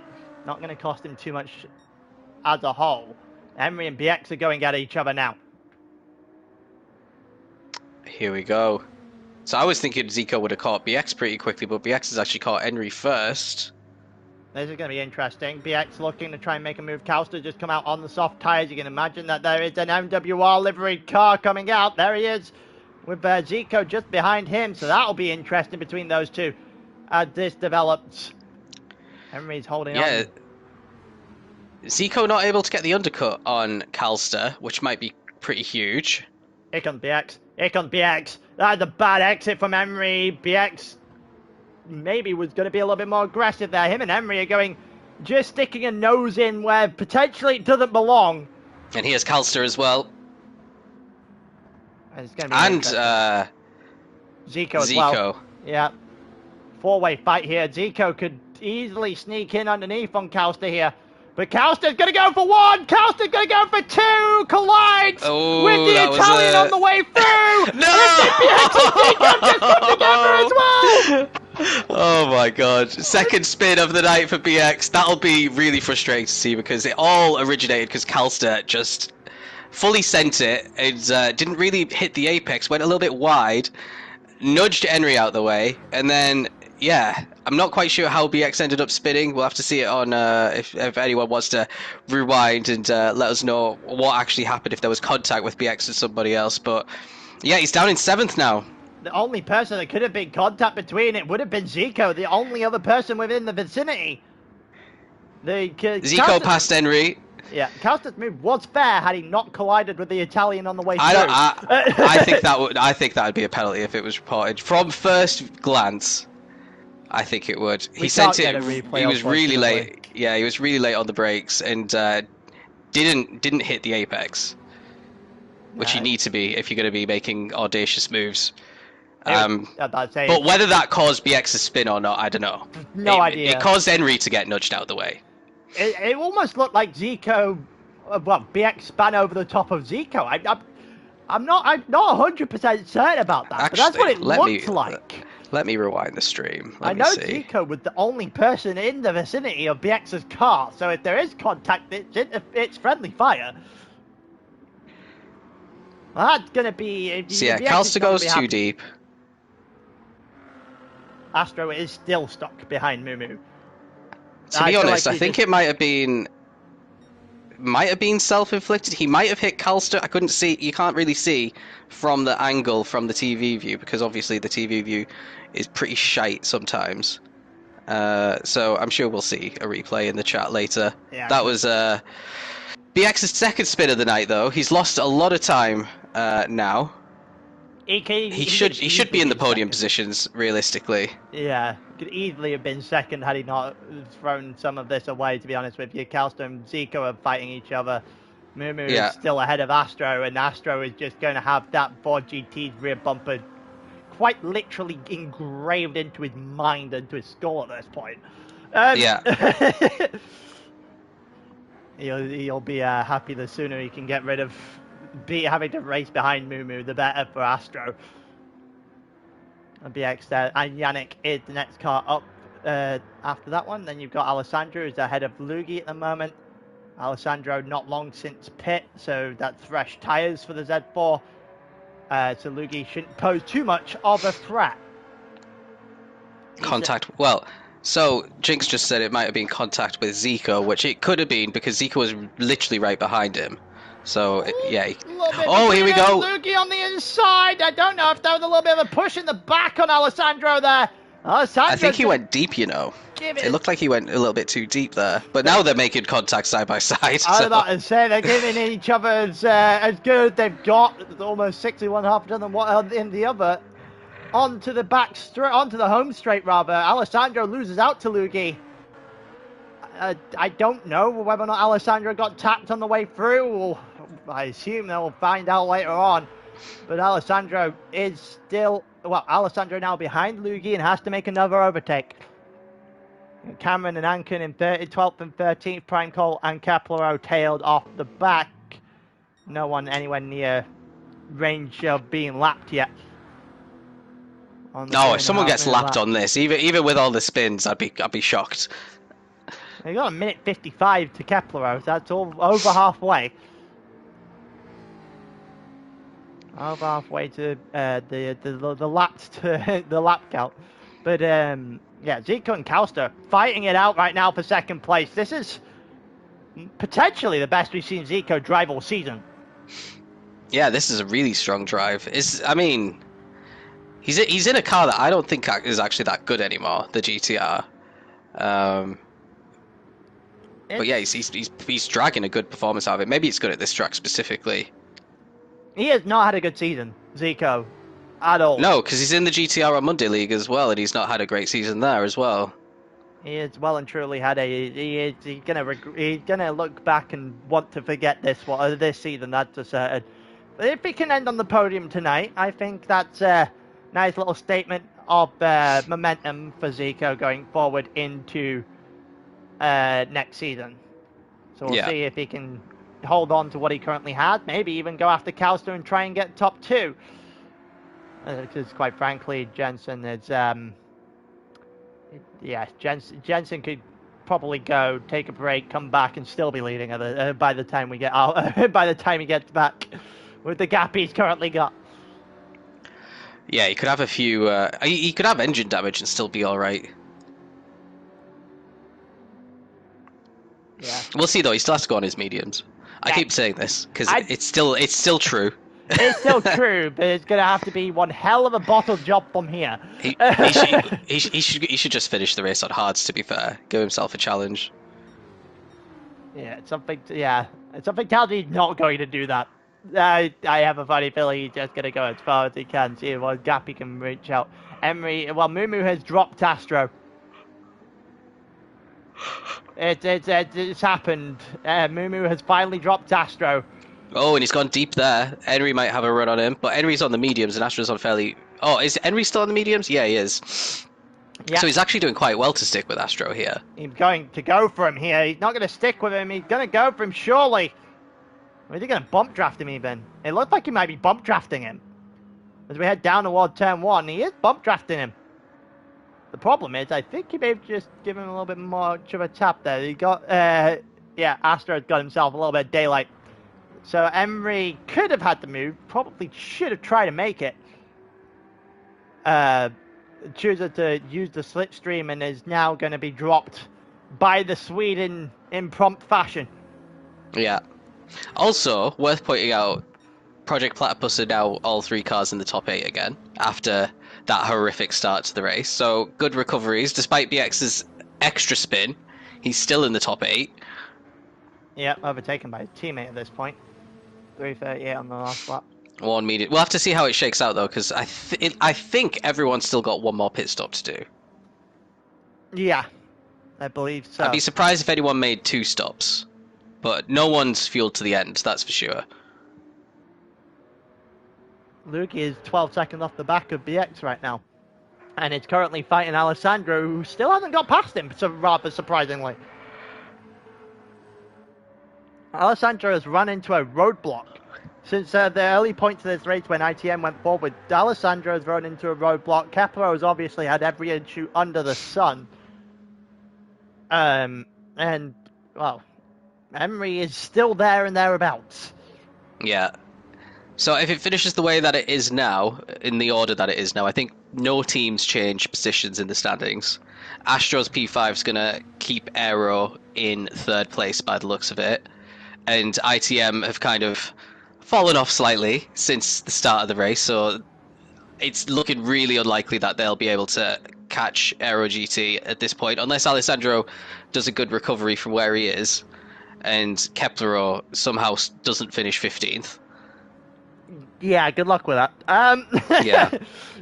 First off, good luck with that. Second off, I kind of think that they were wishing it ended after 4 laps, not 28.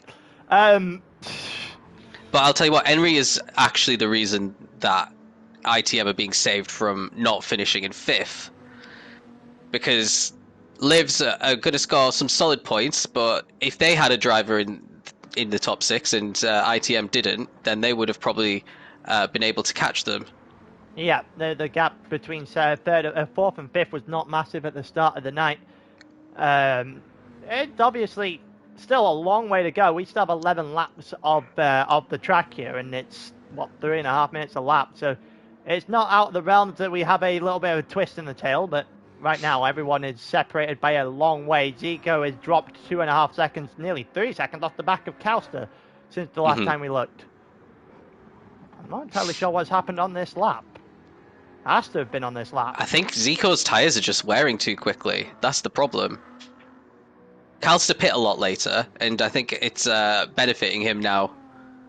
About 2 seconds. Let's see what this lap time looks like. So his last lap was a 26. 28. Well, he's only a couple of seconds down, but he has lost a couple of seconds on Calster as well. So that's he's just losing his pace. Yeah, he's just losing his pace. Henry in the pits. Okay. Right, so is this his last stop? Can you do 10 laps on the softs? I don't know if you can do 10 laps on the softs, but one thing's for certain is he's definitely going to go to the end from here. There is no way you do 2 stops. No way you do 2 stops from here. That would seem like a misstep to not go to the end from this point. BX in as well. So he must be. He'll have to pretty much fuel to a full tank to make it to the end. It looks like he is doing. So yeah, definitely going to the end, 97%, and BX will follow him out. It's another set of mediums. It's another set of mediums. Okay. For Henry. Interesting.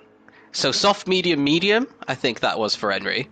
Yeah, I think BX may be in the process of matching Emery here all the way up to the max in fuel, and it is a second set of medium. He's going to get overtaken by 2 of the Liv drivers, and again, BX is stuck behind the Liv guys because of that spin that he had. So he's got a lot of hard work to do, and he's going to lose a lot of time behind these guys probably.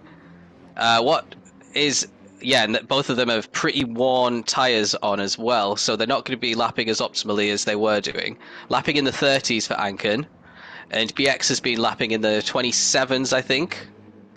Yeah, it's gonna be tough for BX. He's gonna obviously have the better tires, but also the two in front are on soft. So it's gonna be a case that BX has got to make a move sooner rather than later. Otherwise, he's just gonna fall heavily off the back of the group he was fighting. I don't even know whether or not BX is going to have much of an issue, though, because they look like the real Live Racing cabin guys are fighting each other rather than fighting BX.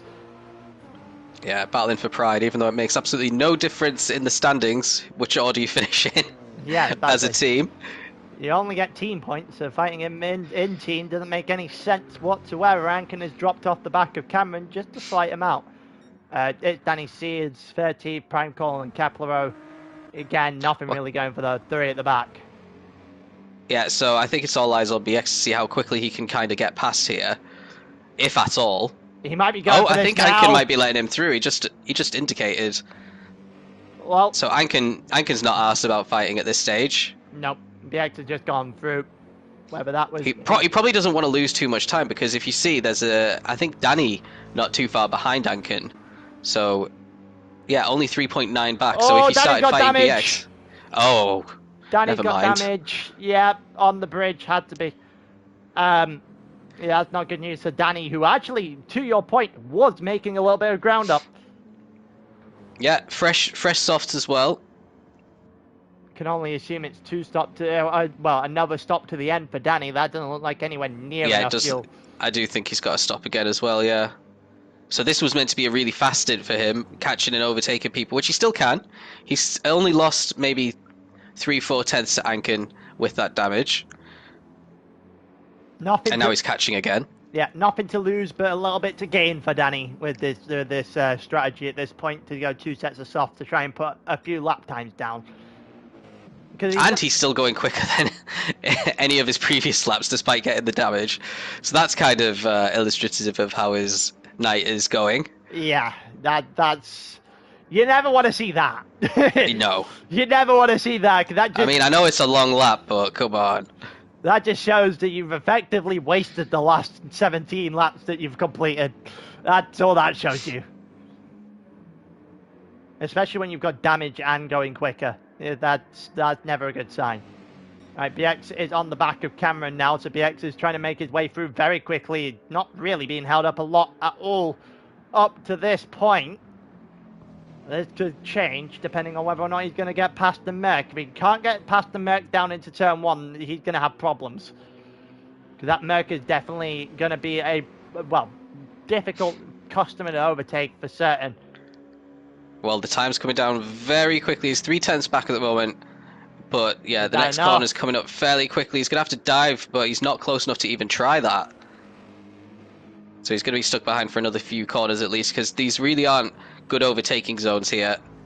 And Cameron's tyres are well and truly falling off the cliff at this point. Yeah, they are cooked. There's no real opportunity to pass. So BX is going to bleed a little bit of time, especially Emery here. Try to get himself back into the top 10. Have a look in a second to see who does and doesn't have to pit still. So we can see how this is going to shake out toward the end. Oh, another power slide from Cameron there, but keeps it under control. 1/10 of a second separates them now. A good exit here for BX will get him. A good exit. I don't even think he needs a good exit. That was just not well controlled from Cameron in the slightest. Go down. Can I have a different camera angle of this at all? BX pulling on the inside. He looked like he got himself ahead to the inside. Still going side by side. There's still a little bit in for Cameron on that outside line. And I think that Viper should have enough. The Viper will just about have enough to win that drag race with a Merc. Yeah, pretty easy for BX. And now Danny has caught up to the back of the two Liv boys now as well in all that. I could see he was only 1.7 back when they were coming through. As long as he can avoid the... Yeah, that's where he got the damage on the last lap, and he avoided it this time round. BX should be able to drive away from Cameron quite comfortably now on those fresh tyres. And yeah, 1.3 seconds between Anken, who's got a couple laps left, I reckon. At least one more lap left on these softs, even though they're pretty worn. If I was him, I'd think about coming in. Unless he wants to put on softs. I don't think you want to put on softs, though. Once they're this worn, he's lapping outside the 3-minute 30s now, which he can probably go a bit quicker on the mediums. Yeah, definitely. But he is absolutely going to go and try and extend this to another soft. The problem is, that puts him on par with Danny, who isn't going to the end. So there's one stop apiece. So this is a genuine fight for position. I don't think Anken can win. That's the problem he's going to have. It's if he can't get to that pit stop ahead of Danny. Yeah. He's going to struggle to beat Danny full stop. So this is a big couple of corners now for Anken. We'll see if there's going to be any sort of a move. They're heading into the end of the lap right here. He needs to pit. His tyres are absolutely shot. He's losing a couple of tenths in every single corner here to Danny. Oh yeah, he absolutely is. Danny is just closing in. The problem that Anken has is I don't think you can get to the end on softs from here, and he very clearly wants to. This is going to be a choice. This is going to be a choice here. Cameron's in the wall! Danny nearly losing it. Oh, no. Again! Cameron's in the wall again! I thought I saw something. He's now broke himself, but he's into the wall. Big damage. On the second to last corner. The front right getting damaged now. And, by the way, Anken's carried on, so Danny has to do it on track now. This shouldn't be too difficult. I cannot imagine this being too difficult. Anken's tyres are so horribly worn at this point that this should not be a difficult move for that M6. The question is, where is he going to pick his spot? Where is he going to choose to pick his spot here, Danny? Because he doesn't have the same car, like the speed card to get him on a straight, or necessarily guarantee an overtake on a straight. So we'll see if he's got the ability to make a move in a corner or try and get close enough. Yeah. Well, this is where BX got a fairly easy overtake done on the previous lap on Anken. Yeah. And there's BX driving off 3.9, 4 seconds up in a single lap that he's managed to gap. I don't think is Danny going to get this. I don't think he is, you know. The problem is he's not in a Viper to make it easy. He's going to have to go for it. Go really late on the brakes here. On the inside, it's Danny C. Clips the wall, gets it done. Just about survived the second wall. Yeah, needs to survive the next corner. Yeah, we've seen it before where he's got damage on this particular entrance to the bridge. That looked about as clean as he's done it. So I think he's managed to get out of jail free there. Now he needs to build as big a gap as possible, because obviously they both have to pit. But Anken's going to get a bit of an undercut on him, because Anken's coming in at the end of this lap, I reckon. Sure. And Danny has a few more laps before he pits. Well, Danny is going to be able to push the entire way without really having to worry about his tyres. Anken is, if he goes any further, those tyres are going to go full red. I fear for him if he goes an extra lap. That's a certain. The problem is, even if Anken goes now, Jensen's just come out the pits. We'll go have a look at what tyre's on in a second. Even if Anken comes out now, goes in now, we're going to have this exact overtake again at the end of this race. In the fight for 11th. So Jensen's out just ahead of Calster by the looks of it. Zico Nastro in. He is 1.8 seconds. And he should be on the mediums. Yeah, mediums to the end. And Calster still has to pit again. So Jensen has an entire pit stop advantage to his own teammate in an NWR situation where they see themselves 1, 2, 3 yet again.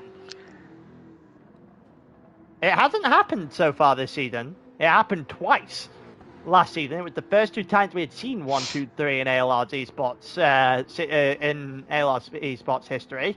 They haven't followed it up with one of those this season. They're looking, if they could, it would be a perfect time to do it in their quest for 1,000 points for back-to-back seasons. Yeah, I mean, BX should be up there. Zico might still get him. He's just come out and made his final stop. What's the gap between Zico and Mumu? 29 seconds. I'm not sure. It's going to be very interesting. It'll be lower than that. Astro is out right behind another Ford GT because he is glued to the back of the car at this point. Here we go, Astro surely not going to have as much problem with this Ford GT as he had the other. He's got the inside line now. The problem is the inside of one corner turns to the outside of the following. Astro now has a car That was a great overtake. And that's a nice little move from the Swede, who doesn't have to sit staring at a Ford GT for a little while unless Lugi's going to fight this back, because that did not look like a good exit at all. That's going to be a bit of a problem here for Astro then, because that is a Ford GT staring down the barrel coming of the back move. at him. But he's not going to have the grip in the corners, Lugi, even if he goes for it. That's the problem he's got, because his tyres are completely shot. Yeah. You are right with that, and he doesn't elect to And go he doesn't catch up anyway. So Lugi knows he's not really fighting Astro, so maybe that's playing into it. He's got to think about where he's going to come out when he makes his final stop. A bunch of people have already made theirs. Henry, must have made a final stop by now. Let's see. He has, and Yannick, right behind him, only 8/10 back, it has made, and he's on the softs, Henry's on the mediums. Yep, fresh pit stop on the lap we've just come on to from Yannick, actually. So Yannick is just going to blitz this to the end. Full push, no real stopping. I wonder whether or not Yannick can find his way into the top 6. I don't think he's going to have any particular way of going after Astro by any means. But he is going to find his way into the top 6 here. I think he can do it. Again, there's a few drivers that have had to make recovery drives. I think Yannick's done the best of all the drivers that fell to the back. Is he going to be able to get this before Emery has to stop? Not Emery has to stop, sorry, because he's not stopping. But is he going to get this before the end of the lap? Because Yannick's looking to waste no time here whatsoever. He'll probably know that Emery is on the medium tyres in front of him. Moving to the... doesn't actually look to the inside for a move there. Calster is into the pits. Okay, so that's going to be interesting to see where he comes out in respect to Zico. Yeah. Mumu into the pits Mumu's in as well. Mumu under a lot more pressure from Zico because he was 7 seconds behind Calster. Yeah. 29. Here we go. Looks like a good exit there for Yannick. Henry a little bit deep on the exit. And having to go defensive pretty early on down the straight. He doesn't want to give the position up. Jaguar versus Viper as well. If I was Yannick, I'd have came out. I would have come out a little bit earlier than that. Emery forced Emery to defend because Emery hasn't done too good of a job doing that yet. And Yannick has slightly an advantage on the exit of the second to last. Now that'll follow through to the final couple of corners. And Emery still hanging on the outside, using that Viper speed to keep himself alive in this fight. The problem is he's fighting a Jaguar, so it's not exactly like it's not a fair fight in a drag race down towards turn 1. And the fresher soft tyres are going to make sure that Yannick get the move done. Yeah, great overtaking. While that was happening, Zico is past Mumu. Yep, 4 seconds. And has a 4-second lead as well. So Mumu is going to be, I presume, out on softs.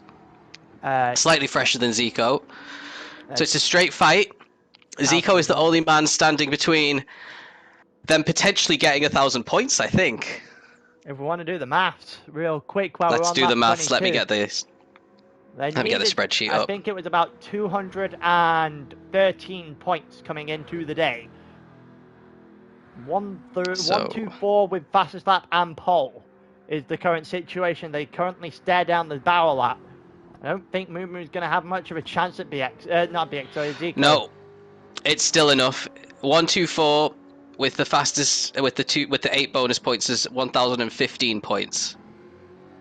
So actually, it's going to be comfortable. 1,015. Yes. I don't know if it'd be comfortable. One mistake is enough to kill that where it stands then. But they'd have to lose multiple positions. 8 seconds Astro behind. One actual mistake from Mumu might be enough to take him out. We'll wait and see.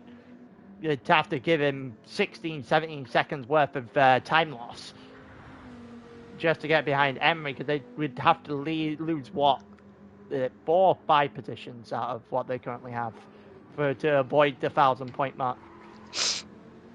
Yeah, looks like Astro's going to win the best of the rest one at this out. If you take out Project Platypus and NWR at this point, he's got 9 seconds on Henry at this stage. Yeah. No, Emery's on medium tires as well. They're like on more 1 medium tires as well. There's no real chance of Emery jumping Astro without an Astro mistake. I think Astro's got his eyes on potentially bigger targets, either forward or backwards. Yannick and Mumu either side of him. And Yannick is closing in. Yannick is doing a number at this point in time. The problem is he going to be able to do enough of a number by the end of this race to get Astro into the top 5? I would think Project Platypus. There's a chance. Project Platypus would take 2 in the top 5 on the end of this run, on the account of this race, to be honest with you. Yeah, I mean, I'm still amazed that BX has had all his issues and he's still in the top 8, to be honest. Yeah, if he can get himself... I mean, Danny's in 9th with all of his issues. I don't know how that's happened. Oh, he has to stop again, right? Yep, he does. He does still have to stop. That's why. He'll be very quick at the end, though. There's a lot of people who are going to be on really dead tyres at the end of this one. Cameron's dropped to 14th. So is Danny the only one who has to pit again? Let's have a look down the line. Kepler's got yet another penalty. 3 seconds coming out of the pits, I'm guessing. Yeah. Down the line. Is there anyone that still has to pit? Danny the only one by the looks of things? Yes, so Danny's the only one left to pit in this race. So we'll see how close he is to Anken, because Anken is the one he was fighting prior. Yeah, he's going to give us some excitement at the end for sure. He's going to make some overtakes. He's going to be multiple seconds lap quicker than everyone else, who will be nursing their tyres. Jensen still has a 36-second lead, despite being out on the mediums. His first lap on the mediums was still a 27, which is crazy. 2.5 seconds off his soft pace. There's realistically been no real way of stopping Jensen in this race. He came in, had a half second on anybody in qualifying, and then just went adios and decided that he was not being touched at all in this 28 laps. It's a very, very, very good showing. Here's Zico, though, putting a lot of pressure on Calster. Well, that was 2 seconds the last time we knew it. There was just over 2 seconds the last time we knew it. So Calster must have made an error somewhere along the line. It will allow for Zico to try and make a move at some point. That would edge them a little bit closer to that 1,000 mark. And so we'll have a little bit more drama to see if they can get to the to that 1,000, or stay in it rather than just get to it. We currently have 1,015 points. Here we go, Zico trying to get up the hill, trying to get past Calster. This is also going to bring Mumu a little bit closer as well, these two fighting. Yeah, Mumu not a million miles away. He's 4.8 back at the moment. They would have to fight for a reasonable amount of time, though, to bring the Ford GT into this. I really thought the Fords would do a bit better than they have in this one, to be honest. No Ford on the podium. There's at least 3 on the grid. It's rather surprising. The Ford did not have as good of a pace as we genuinely thought they would. Zico's still going after Calster. Obviously, Mumu is the first of those. Astro a long way back. Yannick is now 5 seconds off the back of Astro, so that gap is coming down in appropriate timing. See if there's any movers. Danny C is off. Okay, so he's pit. And he's ahead of Anken as well, crucially. But he's got 24 seconds to Loogie, so maybe we won't see him doing any overtakes. I was about to say, definitely isn't going to get himself into the top 10 without a Loogie mistake or a Loogie-Alessandro collision here, actually, with those two coming in, with those two not far away from each other. But it'll take a little bit of solace from beating Anken, I reckon. Alessandro's going to come under pressure from Loogie. Loogie's tyres are 1 lap fresher than Alessandro's. So he's going to have to look into his mirrors. I guess the Z4 is not too strong around here after all. No, he struggled all day. He has struggled all day, Alessandro. I mean, his soft pace is 4 seconds slower than Jensen's. Yeah, so that will that's definitely grim. do it. Yeah, that'll definitely do it. Currently sits a minute 22 off the lead.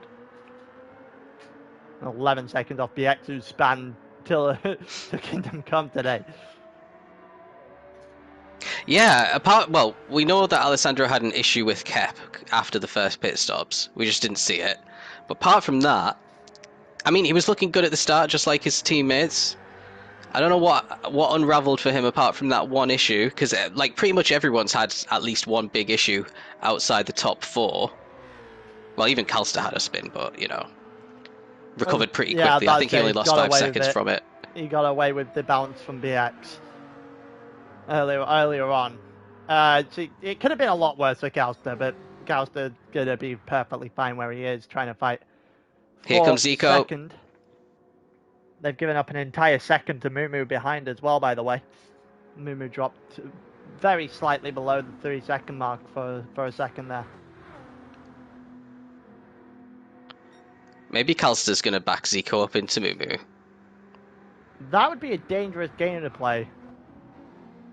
Would it? They've got nothing to lose. Yeah, they do have nothing to lose, but at the same time, if you give that opportunity, then you are playing with fire with a potential. Oh, here he comes. He's got a great exit there, Zico. This is his best opportunity. Calston not going defensive, but this is a really awkward corner for Zico to try and get the overtake done, and he's not really alongside. He's gonna. Oh, he's going for it. Go. No, he had to back out. It looked like he was going to go for that. Calster just keeps it on track. Yeah, he was trying to go for it, but Calster braking really late there, very well. Didn't give Zico a chance, and the fact that Calster still made the corner whilst leaving the space, was pretty impressive. It definitely was. Calster's just got to give. Well, Calster's just trying to hold position right now. Whether or not he's trying to bring Mumu into it or not is a different question. Well, Mumu's gained half a second in the last couple of corners, even though they've only had a little tiny half fight, I would call it. Yeah. Obviously, Mumu will have a lot of pace just to try and put a few laps together.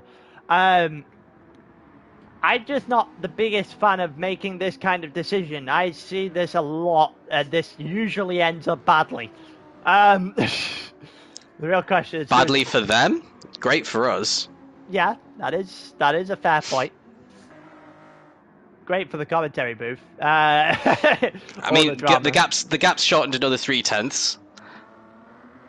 All it takes is one mistake, one miscalculation from Calster and or Mumu here, and they both end up in a wall. Or Zico gets by and drives off, either one. Yeah, Zico could easily just chuck it down the inside at one of these corners. You would like to think that if any opportunity did arise for Zico, he would take this, because he can see what Calster's trying to do, surely. Zico's tyres are starting to get into that suboptimal range again. Yep, and the two around Mumu's lock better. Mumu's pretty much perfect. Just did a 26.9 compared to Zico's. I'm guessing, 28 and completely off track there, out of turn 1. Yeah, 28.1 is not a good lap time to be putting down now. 28.3 for Calster's even worse, so you can tell Calster is not going at full speed. Mm-hmm.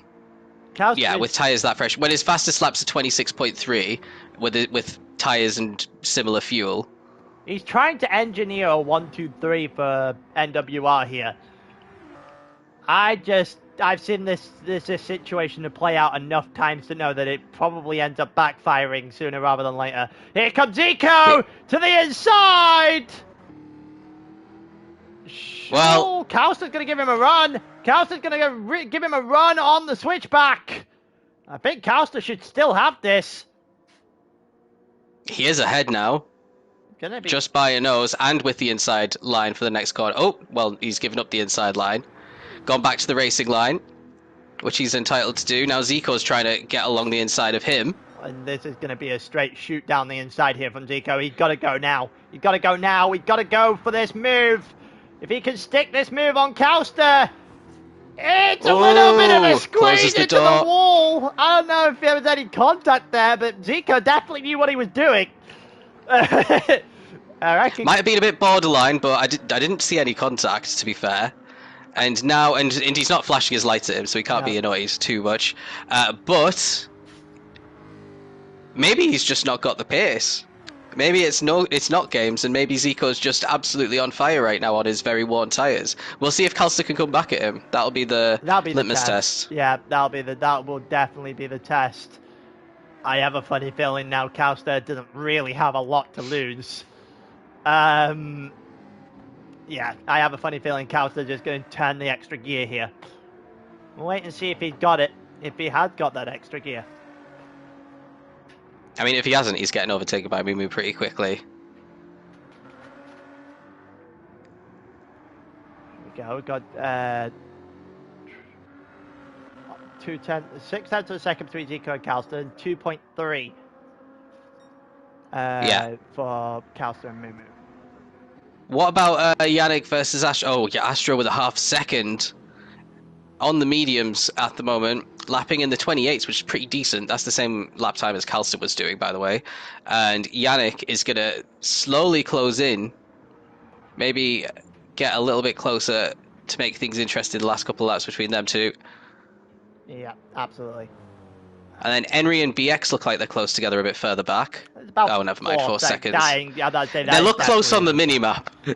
Definitely isn't going to get any position there. BX is too far away. 4 seconds shouldn't be too much by this point. Luki is ahead of Alessandro. Calster's got past Zico again, by the way. He has. They're side by side, actually. Zico must have had a bit of an issue. We turn away for about 3 seconds as Calster gets through. Oh, there's some flashing, so maybe he's not very happy. I don't know. Oh, 28 that lap, including an overtake and then getting overtaken again. It looks like he's taking a look. He's taking fancying another move, definitely. This is interesting. Mimu's still 2.3 behind, so he hasn't actually closed in despite the overtakes here. I wonder what actually happened there. I think Calster just blasted his way past again, you know. That's my prediction. Because they didn't lose time. And now they're losing time again. And Zico's lost 3 tenths to Mumu since the start of this lap, and we're only 4 corners in. Lost a second on that first sector alone. Well, that would be... I can imagine that Zico was also flashing his light, so he was not particularly happy with whatever just happened. Yeah, I can imagine there's going to be some choice words after this, especially if there ends up being a 1, 2, 3. But we'll see. We will see as this unfolds. Mumu has got within 1.5 now. Yeah, halfway down the straight, and Zico's still half a second back. Not really closing the gap on Calster as well. The tires are starting to fall away. That's the problem, yeah. Yeah, I think he used the best of his tires to get past Calster in the first place. It'll be very interesting to see what goes on then. We obviously don't know what happened and to switch the positions back, but I would feel like Zico is not going to be too happy to see with seeing a Ford GT barreling down on the two of them. Ooh, Mumu nearly ended his charge right there. 1.5 seconds between Mumu and Zico now, with 2.5 laps to go. It's definitely catchable, especially with how fresh Mumu's tyres are. Yeah, and the fact that he's got Calster helping him right now. It's a 2-on-1 on Zico here to try and get themselves into that 1, 2, 3. Going back a little bit further, Yannick looking to try and snatch a top 5. It is doable for Yannick. Half a second splits to 2. Oh, this is going to be very interesting now. See if Yannick can maybe on the next lap sneak it away from Astro.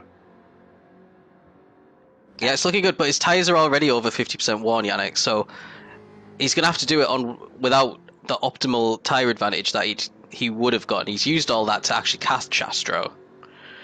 But he's got a better car on acceleration, so he might be able to power out of one of these corners and then take advantage of the slipstream of Astro to get past. Not only that, he's got all the momentum right now as well. Astro go off the track there as well, kicking up a little bit of dirt. Like everything over the last few laps has been going Yannick's way in terms of bringing the gap down. So he's just going to try and use that momentum to get himself ahead of Astro and into the top 5. I reckon you'd take if you'd given Yannick top 5 at the beginning of the day, you would have snatched your arm off.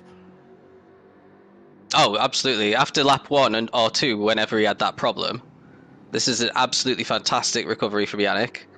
A little bit. Still not close enough to get a move done. 6/10 is probably not enough. Mumu is now 1 second behind. Zico's still glued to the back of Calster. Last lap was a 28.6. This one is going to be in the 29s. Is there going to be a move? So he's from definitely Zico? getting held up. He really wants to have a go. He's actually pushing Calster through the corner.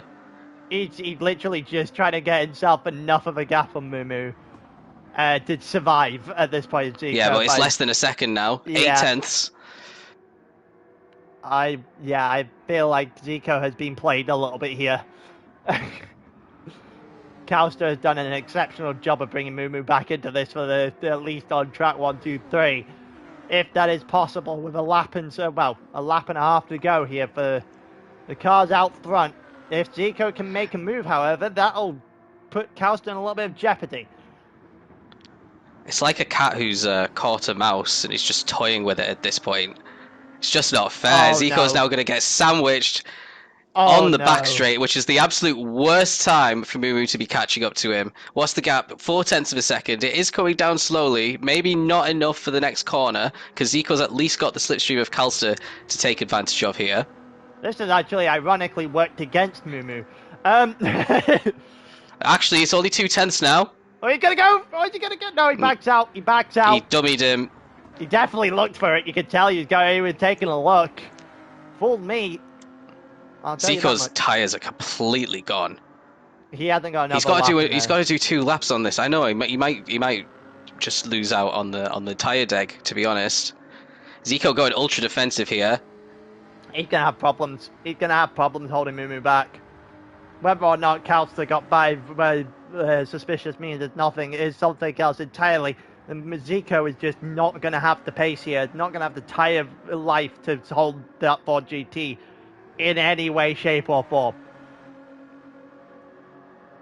They're going to leave it late into the season for their first 1, 2, 3, but they're going to pull it off at the most perfect time. Yeah, Calster's just driving away from Zico now. What he wants to do is break out of the slipstream of Zico, which is going to be easy to do because Zico's tyres are gone. He's now 1.1 seconds ahead, and now Zico's not going to have that luxury for the next lap and a bit with Mumu on super fresh tyres. If he can keep this podium, he'll have done a fantastic job. He'll be one of the one of the best defenses in ALR history if he can hold it. I don't think he's going to hold it to the end of the lap, never mind the rest of the race. He is under fire. He is under Switch heavy back from fire. Mumu.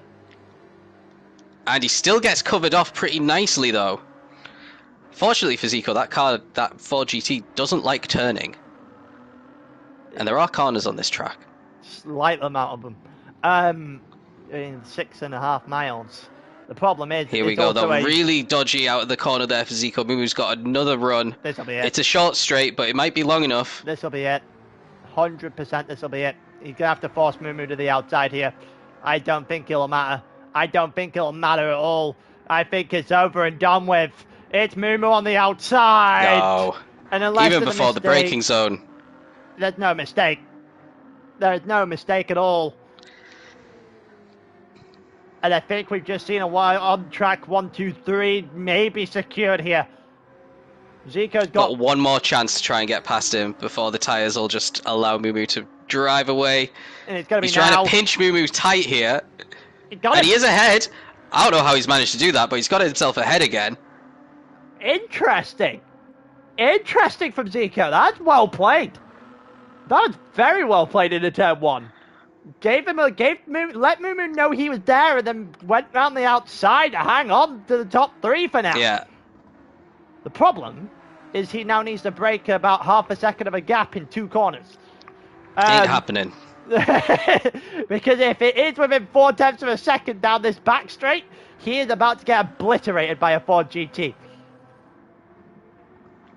The problem is he might have actually the thing is, The straight's so long, he might get overtaken fully, get back in Mumu's slipstream, and then do the overtake back on him before the next corner.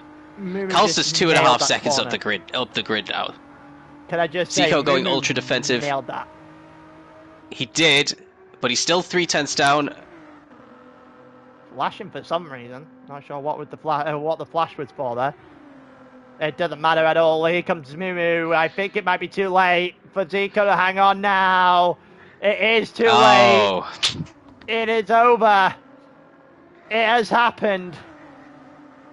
And Mumu is finally ahead, and unless something drastic happens in the last half of the lap, it'll be game, set, and match for the top 3. He's still close enough to maybe have a little look here, though. You're going to have to send it if he gets the chance. No, never mind. He's not. He's not. If he gets the chance, he has to send it. He's running out of time.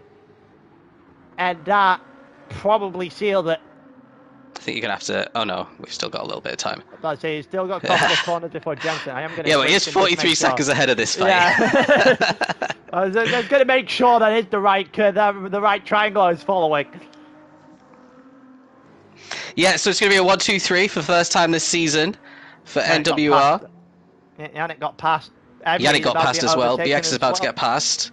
So, some progress being made here by Project Platypus at the end. Actually, not for BX. He couldn't quite do it there. Viper versus Viper, of course. Too little, too late. But looks like Jensen is coming around the final corner now to take a huge victory. 40 seconds at the end it's going to be. And what a way to wrap up the championship for NWR. A second in a row with 1, 2, 3 maximum points because they're going to get 4th pole position and the fastest lap. And victory for Jensen once again. 40 seconds ahead on his own teammate. 44 seconds ahead of the next highest person who's not on his own team. That is ridiculous. Because we've got 1, 2, 3 for NWR, the final race of the season. They didn't have a great first 6 races. The elimination phase did not go well, particularly well for NWR by their own standards. These 2 double points races have been absolutely executed to perfection from NWR. Last week they opened the gap up to unassailable standards. This week they're gonna get themselves up over the 1,000 points mark. Back-to-back seasons. 1, 2, 3. NWR at Sainte-Croix. Yeah, it's going to be a 4-5 for Project Platypus in the end. So a huge recovery drive for Yannick. Gets himself up to 5th. Obviously, Zico dropping to 4th right at the end there. Yannick just pipping Astro, who's going to take a huge P6 for Team Aero GT and keep them to getting their highest ever finishing position. BX and Henry going at it out of the final corners here. Looks like BX has finally got past Henry, but Henry might fight back right at the end here. There's going to be a photo finish between the two of them. And it looks like BX has just covered him off to take P7, so a great night in the end for Project Platypus, but it could have been a double podium for them with BX and with Zico. Henry, the highest ITM driver in P8, one of his best drives in ALR, it's got to be said, and same could be said for Lugi, who's going to finish in P9 for Livs. Great drive for him. I don't think he's put a foot wrong in this race. And took advantage of that. He's finishing ahead of Alessandro, who started so well, will be disappointed to drop to 10th. Danny on his recovery drive in a solid 11th after a really bad start to the race, right on lap 1. Qualified really well in the top 8. He's going to take 11th, so he's the second highest Aero GT car. Then we've got another Swede. It's going to be Anken taking P12 for Liv's Racing Cabin, 10 seconds further back.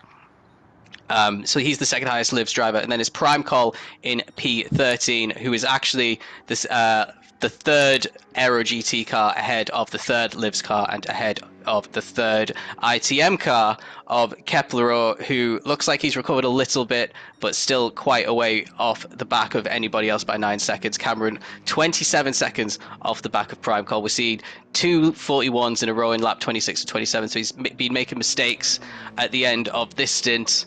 But it looks like a better lap to end his ALR season on with a 32 there. And Kep in the Viper will be really disappointed with what's happened in the middle of the race after being as high as P2 for a good few laps there, finishing in 15th.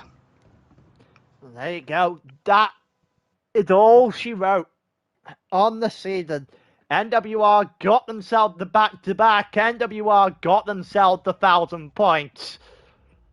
And Project Platypus have a little bit of a momentum as well going into next season. It's going to be interesting because obviously we have NWR. They're going to come into next season if they obviously choose to join us. They're going to join. They're going to come into next season looking to do something that has never been done in the server. Back to back to back. That is what they're looking for. Yeah, they have to come back and defend the title, surely. Especially scoring 1,000 points 2 seasons in a row. Absolutely insane work. And yeah, there's the gauntlets being laid down by a few teams, which are going to be announced in the coming weeks in the off season, which is going to be really exciting to see. Some new teams coming in, and obviously a lot of fast guys returning for next season. Maybe some team changes as well. We love a good team change, a good shock transfer. Obviously, Aero GT came out of the woodworks this season and improved massively. The same could happen again for another team next season, so we'll have to keep our eyes peeled for that. But yeah, congrats to NWR. Huge result this season. We'll have to get the roles updated and get the new champions tags sorted out now. Yeah, and I guess all that's left to say is thanks for watching. We got some more racing tomorrow. Monday League ends tomorrow at Abu Dhabi. Then we got the Race Champions a week after, and we've got the Suzuka 12 Hours, and we've got Nations Cup starting as well. So if you're interested in any of those, just ask about how to sign up or have a look at the announcements channels. Yeah. With that being said, silly season now open, and we'll leave you with that. Peace.